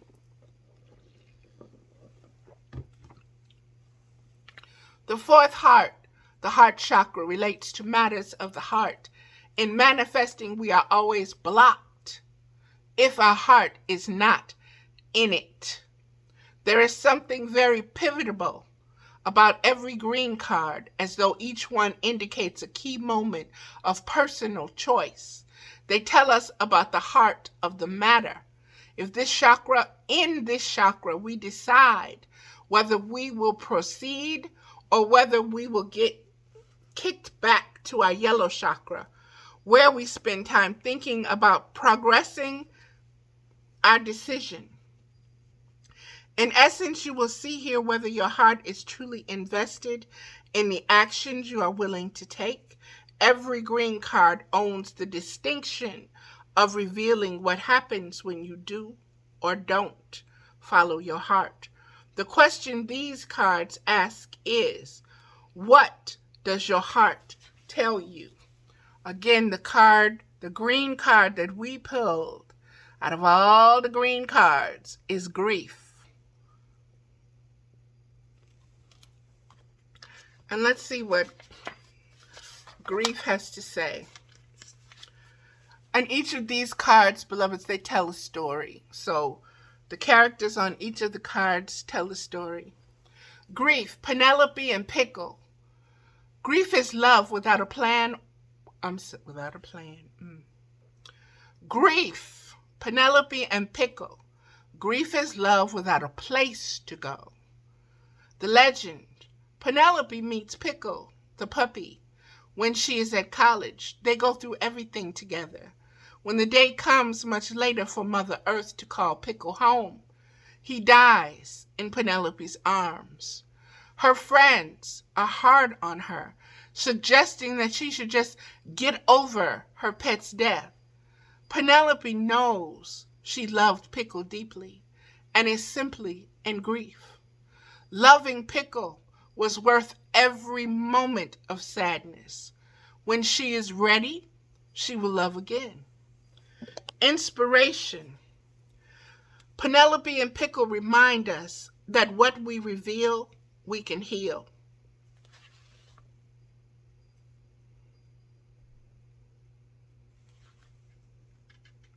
What we feel, we can heal. And if we do it out loud, we can't even lie to ourselves. Okay? We can heal. Give yourself time. You will love again. If you honor your pain, it will change your life. Personal inquiry. Is lingering grief preventing me from progress? What can I see in my heart? Key ideas. Feeling grief, healing process, missing someone, something, being unafraid of sadness. Love is on the horizon. Keywords: love, commitment, vulnerability. Meditation: close your eyes and allow cleansing white light to wash over you. Invite someone you miss into the light. Feel the happiness this moment provides. Tell them how much you miss them, and let them tell you the same. Create space for another visit in the future, if you wish. That is that card. The next card, beloveds, is abundance.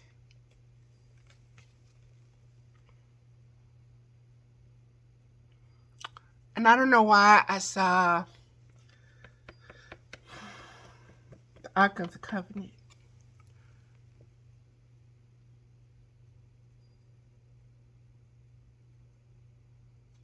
Abundance. Yellow. Explore your thought processes. Overall impression of yellow cards: intellectual. Keywords: creative, intellect, precise, comparative, reasonable, innovation, originality, wisdom, and instinct. Manifesting intention of the yellow cards: the yellow cards of the third chakra, the solar plexus chakra, reveal our planning processes. Do we have a logical or a scattered approach? Because they represent thinking and problem solving. Yellow cards reveal our ability to resolve issues. In essence, they show what's on our mind. And my motto from very long ago, from my great-grandmother's essence, whose name is Lemon, told me to stay with her in the yellow. Stay with me in the yellow. That is also a song by India Arie. I've written much about that. Yellow is always coming up for many, many different reasons. Over this winter, I was told to decorate my house in yellow. And so I did. So again, I'm staying in the yellow, and this is why. This is for intellectual healing, okay? For intellectual expansion of my spiritual.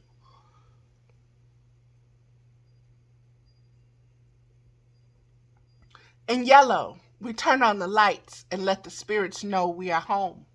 If we don't let them know where we are, they cannot bring us our desires. Ultimately, the third chakra relates to our instinct and to how our life is directed by it. When we can see how our instinct guides our thoughts, we will understand why we do what we do. And when it relates to our emotions, instinct is frequently the first thing that gets shut down. Remember what I said. Look to the previous chakra, the second chakra in this case, if you feel the block. Every decision we have ever made is made in a flash. To move forward or to stop. There is a moment, a split second, in which we decide. In this chakra, you decide if you will allow magic into your life. Again, the card is abundance. And let's see what abundance has for us. And abundance is the last card in the yellow suit. Abundance, gold coins. I only seek to give you what you ask for. The legend. Inside a magical treasure chest, gold coins swap stories. One coin tells how a man foolishly dropped her down the drain, then cried instead of trying to get her out. Later, an enterprising little girl used string and chewing gum to fish her out. The coins remember how this girl saved them, along with many others, and eventually bought a house.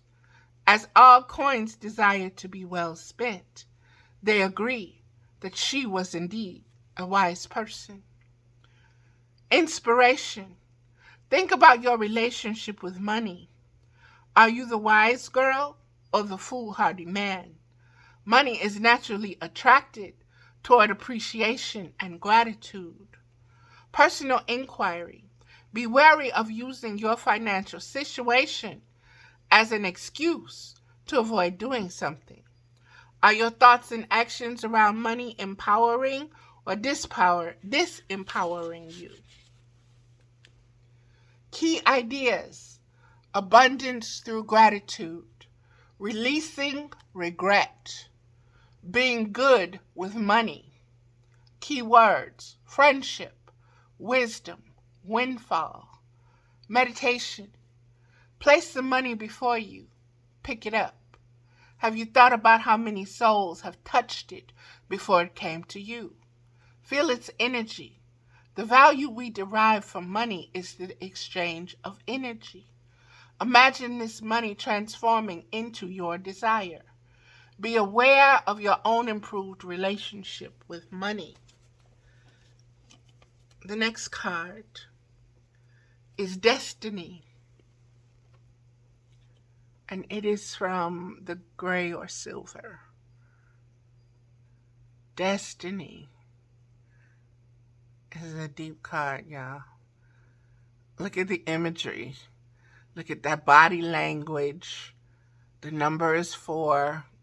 Elders and children. Black and white, the children. Oh, this is deep. Deep, deep, deep. Heart and throat and third eye chakra. And all of this is swirling. So this is deep. 2, 4, 6, 8. 8 feet. 8 and 4 hands are showing. So let's get with this card. Destiny. Destiny, destiny.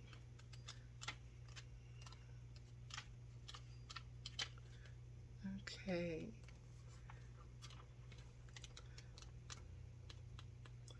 Give me a minute here. It's blue.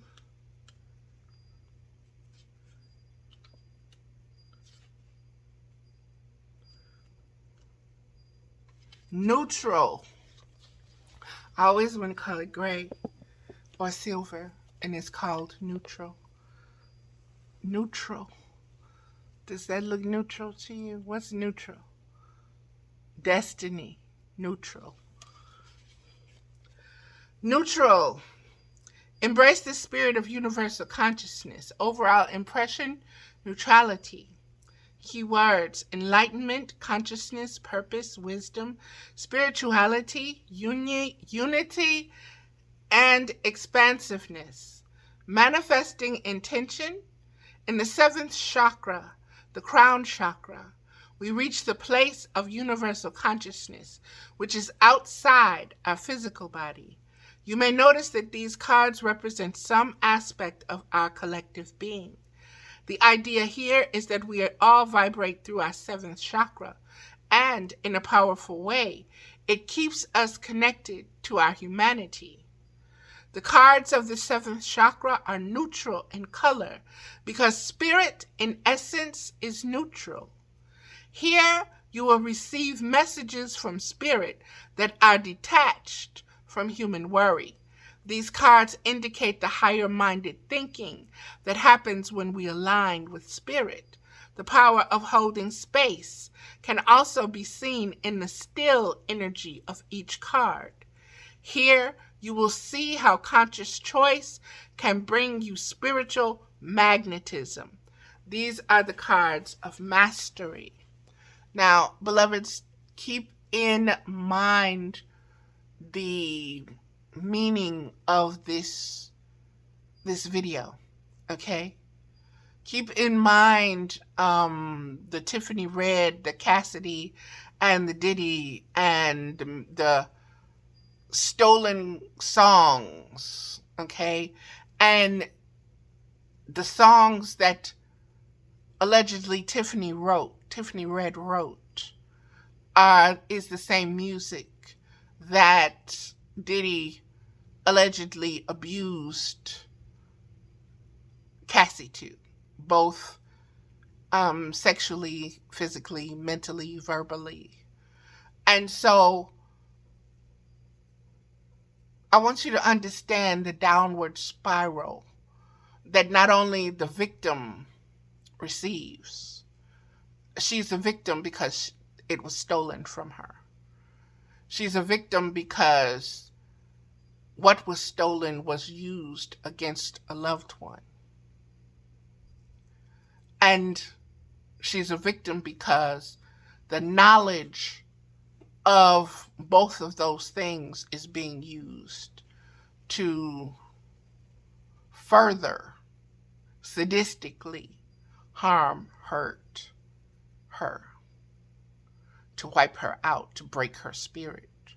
I really want you to understand what these things that are seemingly outside and that we're looking from on the outside, what it represents spiritually, what is in plain sight, what has been going on, what it represents symbolically, okay?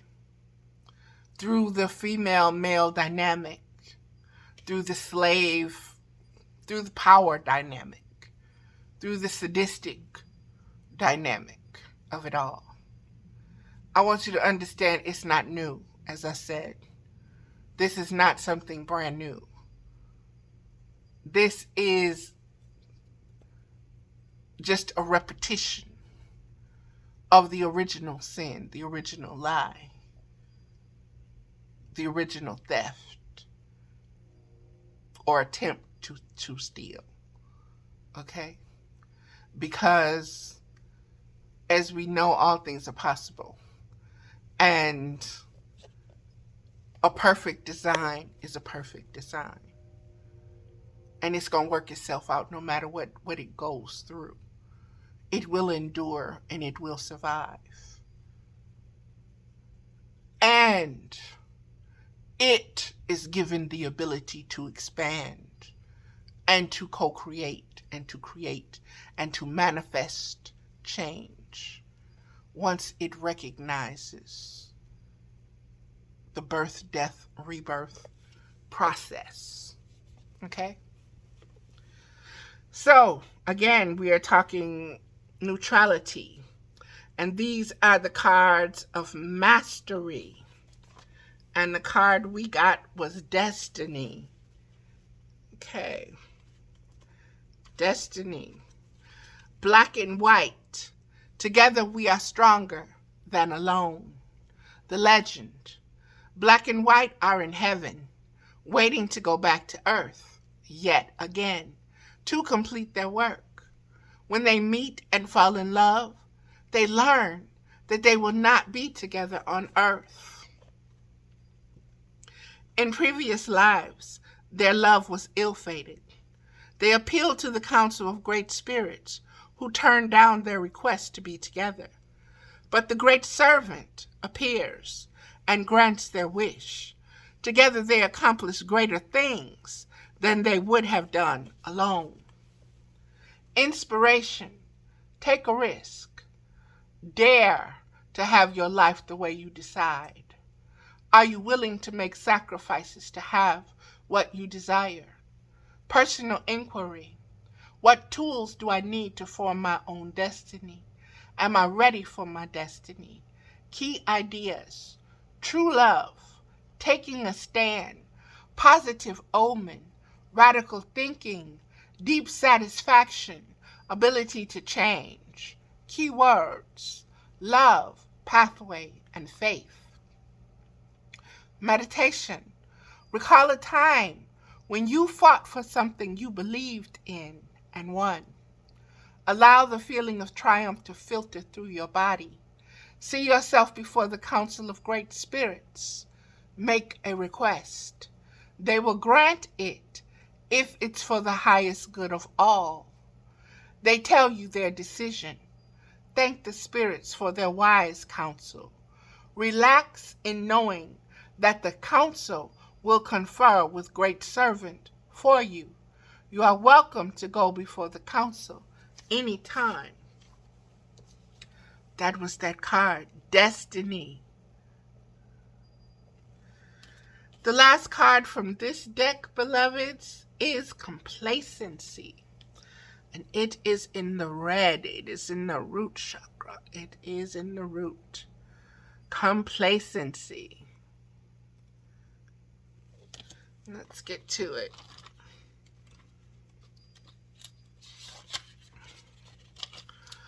Red cards, let your intuition be your guide.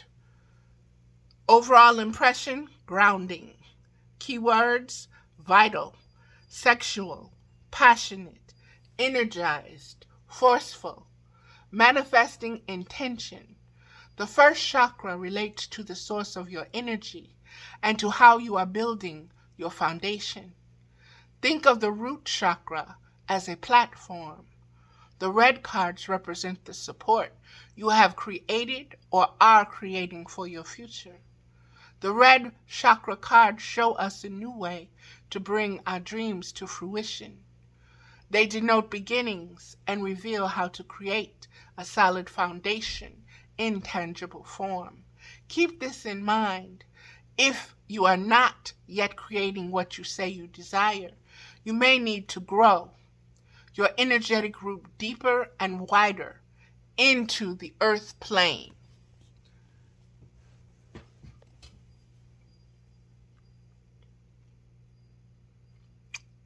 Taking stock, restocking, recalibrating, rebirthing a whole.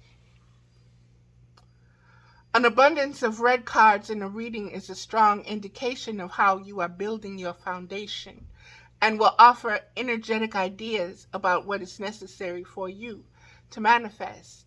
These cards represent the beginning of an undertaking and may guide you away from the old ideas that no longer work in your life. Red cards ask, how does this card represent the place from which I can create something extraordinary? And let's get to complacency, which is the fourth card in the red cards, beloveds. Complacency, crimson dreams. I am feeling the loss of my dreams. The legend, at the end of her life, Flo reflects on the dream she shared with her late husband to move to Florida. They never went. After Flo dies, her daughter discovers that her parents had enough money to move there. As she plans what to do with her inheritance, she wonders why her parents never lived their dream. Inspiration.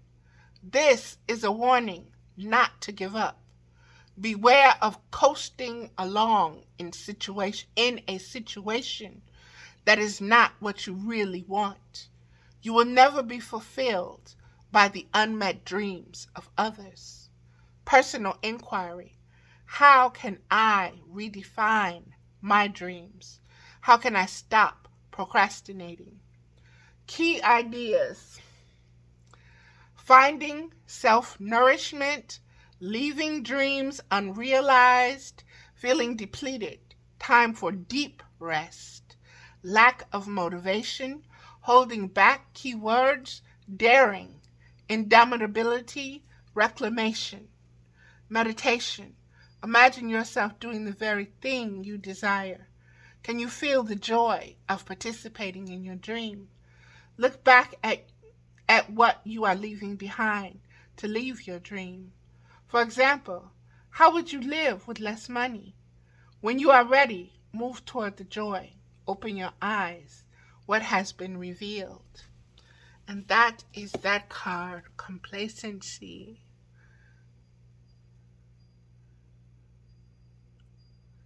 That is so deep. The shadow is bigger than the physical, and it's just so deep. Okay, the last card, beloveds. The last card is Divine Destiny. We had 2 Destiny cards to show up in this transmission, in this sharing of information.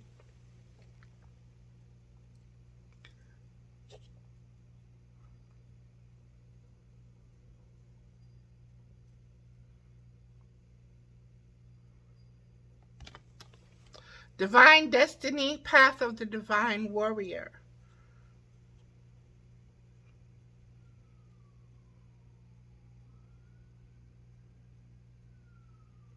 There is a movement. There is a wind. See the braid. See there is a sway. The way she's holding the bird has its wings up. There is a wind. There is a way. There's a movement in this card. Okay, that's the first thing that just strikes me. All right, beloveds, let's get into Divine Destiny. Spiritual work of the higher initiate. The Divine Warrior guides you to your divine destiny. The Divine Warrior energy exists within men and women as the inner propulsion to continue with a worthy path even during times of difficulty. When faced with a challenge, the true warrior will summon more of him or herself to the cause. It may be more wisdom, focus, intelligence, surrender into the divine. The warrior within has great inner resourcefulness and determination. This part of you will lead you to spiritual success. Summoning came up in my Blog Talk radio show. Came up with the Final Fantasy, the Shiva character, whose I guess you would say her powers is frozen ice or ice, and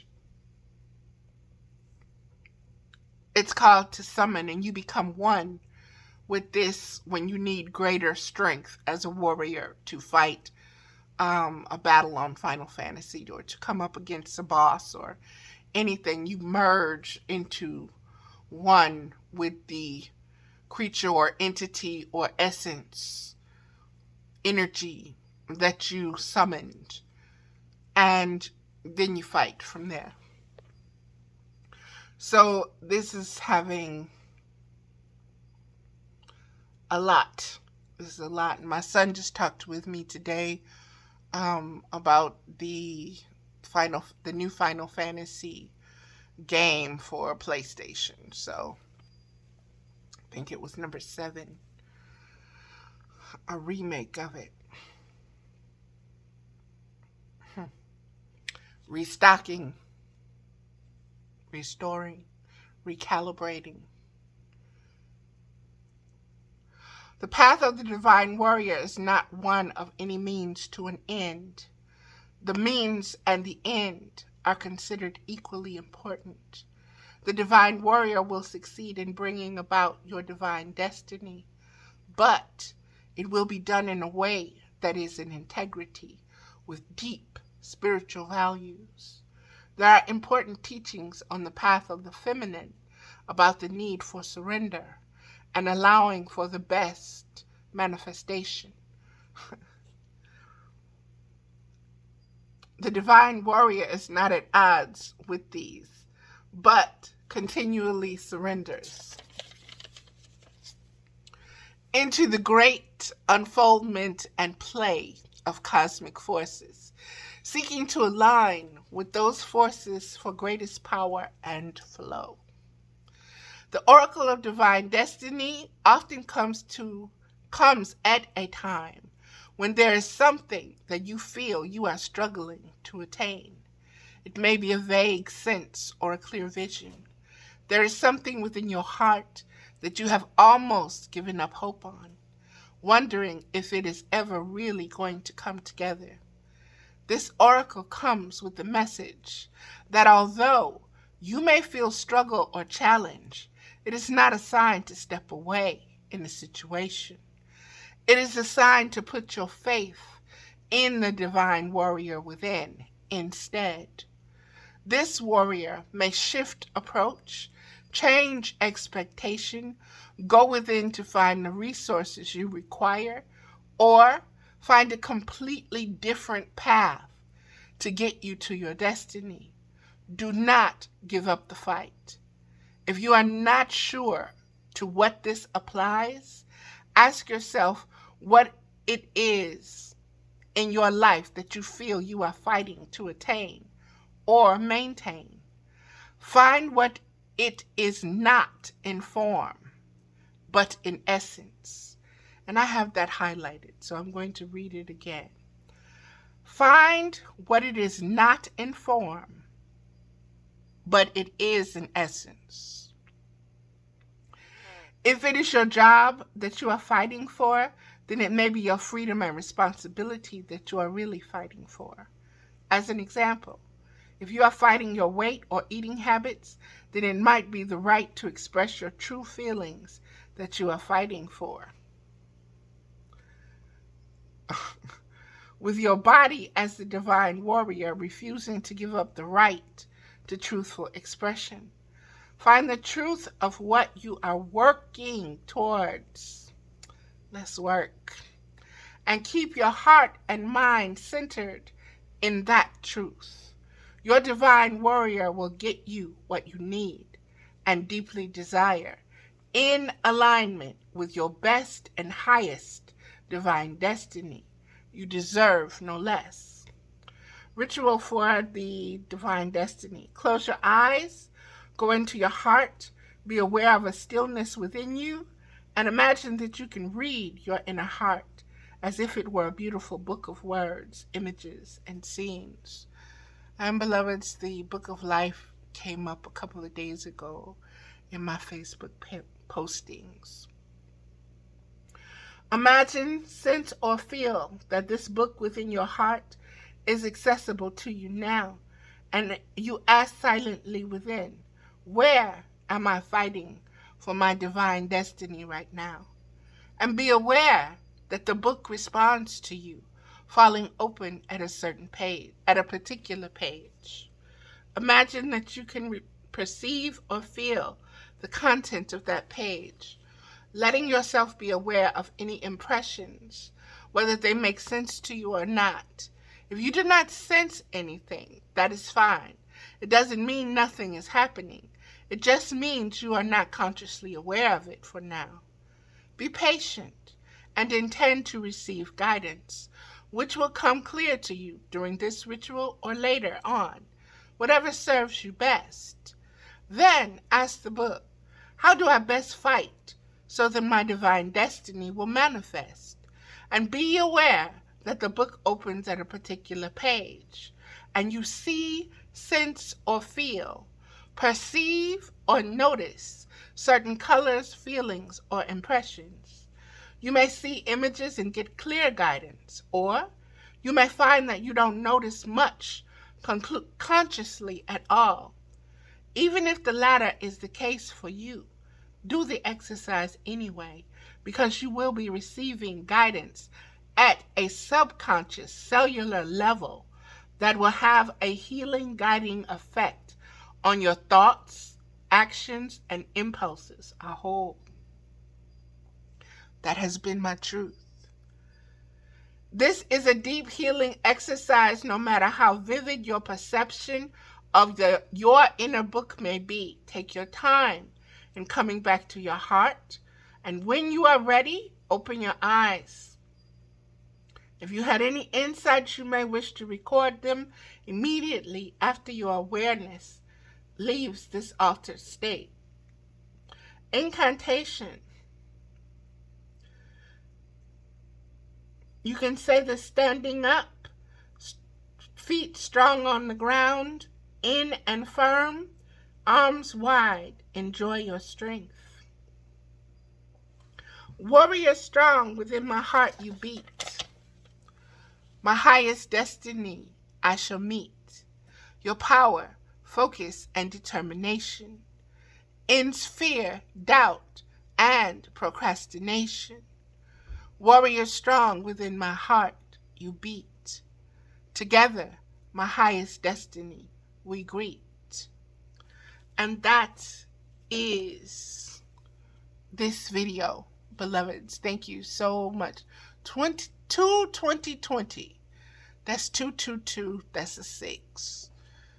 Okay.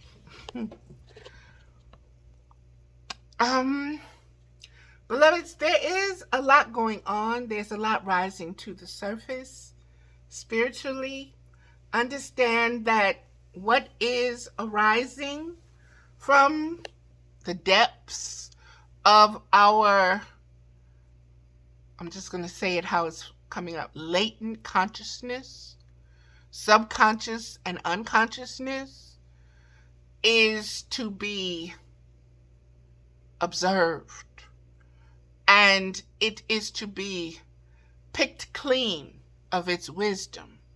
And that wisdom is to be swallowed, to be nourished, and it is to be digested, meaning it is to be contemplated.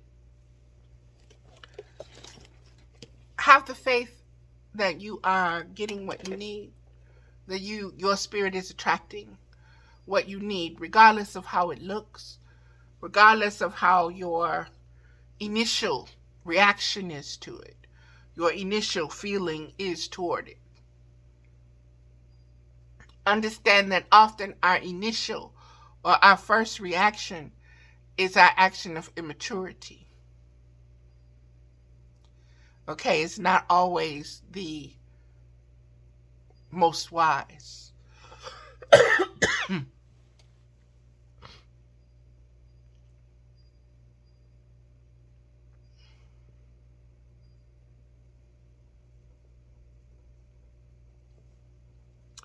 The situation with Cassie, Diddy, and those other people that are suing, I want you to understand that it is about the exploitation, the sexual exploitation, the exploitation of another's gifts, divine gifts, the theft of them, and how that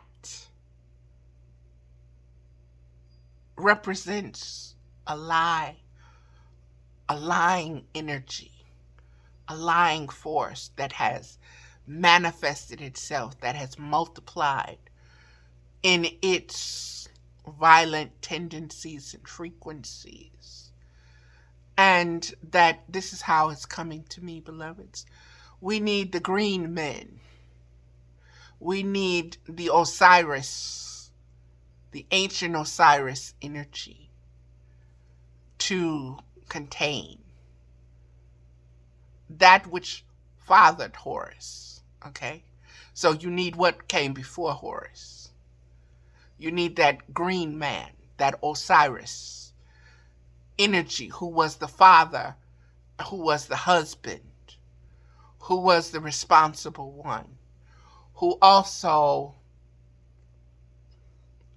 gave the wisdom of the afterlife. So that is the new birth, rebirth. Okay? I want you to understand what the green men or the green man represents. And it's not just it is the sacred masculine. It is the divine masculine. Okay? It is an essence. It is a named frequency and spectrum.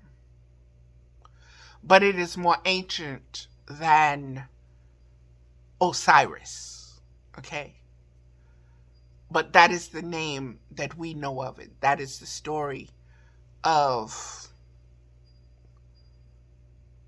how it has been taken out of the manifested, materialized world.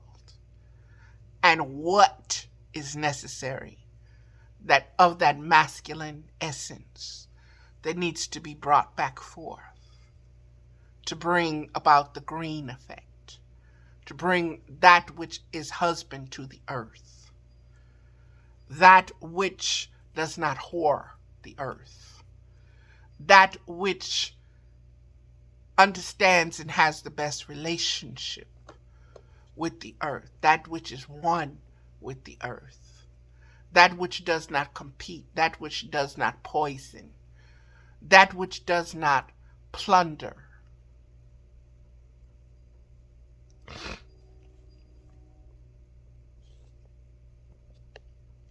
So it is this Osiris, that essence energy, understanding, understanding of the divine masculine principle that needs to be restocked, that needs to be replenished, that needs to be restored, that needs to be recalibrated, restocked, restored, and rebirthed. And understanding that is what is necessary to fight the cunning wisdom of the serpent. Okay, and you think of Ra fighting the serpent daily. There is so much serpent energy tied to this. The cunning, the strategy, the lie, the twisting, the forked tongue. How the snake sticks its tongue out and smells, tastes the air in order to understand the energy and the essence that's going around it. So in order to read the energy or the beings around it, it flicks out its tongue. And that tongue flicking in the air gets all the chemicals, pheromones, everything from the being that it's wanting to communicate with, wanting to trick, want to interact with, wanting to penetrate. And it does so. It gets into the thoughts and the feelings. And then it has conversations based on your desires. It brings about questions of how to gain what you desire. But it does not tell you the consequences. It does not show you the danger that you put your soul into, or what you are rejecting, or the sovereignty that you will no longer have. That you, by giving into your desire, become a slave, a willing slave, sold into bondage. And that your bondage requires you to bring others into bondage as well. Through one man sin entered into the world, sins of the Father, blah, blah, blah, blah, blah. You must bring others into this circle of sin. You must bring others. You must condemn others. You must seduce others. You must lie to others. You are a slave. You will be used by the master, seducer, liar, cheater, to turn all of these tricks, to turn everybody out, as many as possible.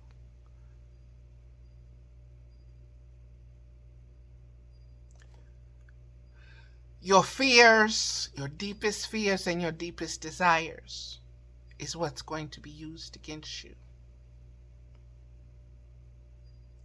So if you don't know how to shadow box, you in big trouble. You about to get your whooped.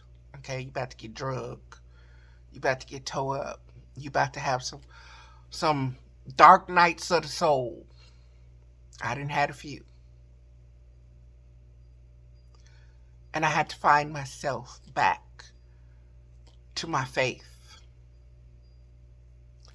That's my divine destiny. To find myself back to my faith. To get over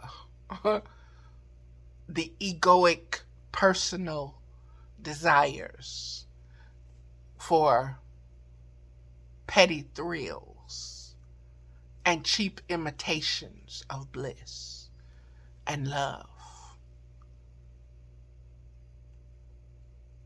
Orgasmic lust ain't got diddly squat on unconditional love. I've learned that. I've learned it the hard way. You ain't gonna learn it no easy way. Ain't no easy way to learn it. And that is going to do it, beloveds. That is going to do this video. Today is March 1st. This is all so deep. Again, there's so much taking place, and a part of me is like, okay, can we go see what happened today? What's next? And there's other parts of me like, you know what's happening. Everything is being digested. Everything is being broken down. Everything that was hidden is coming to the light, as the old people would say, the elders would say. And so you just got to ride those waves, and you got to know what's going on. This is a time of revelation. And so in times of revelation, make sure you're observing. Make sure you're hearing. Make sure you're seeing. Make sure you're present. Make sure that you're not being distracted. And what if whatever seems to be a distraction, what's the lesson in it? Uniquely for you. It's all connected. All right, beloveds, that's it. Please subscribe to the channel. Please like the video. Please comment. Please do whatever you feel moved and motivated to do. It is what it is. It's not going to alter anything. So, again, it is what it is. Namaste.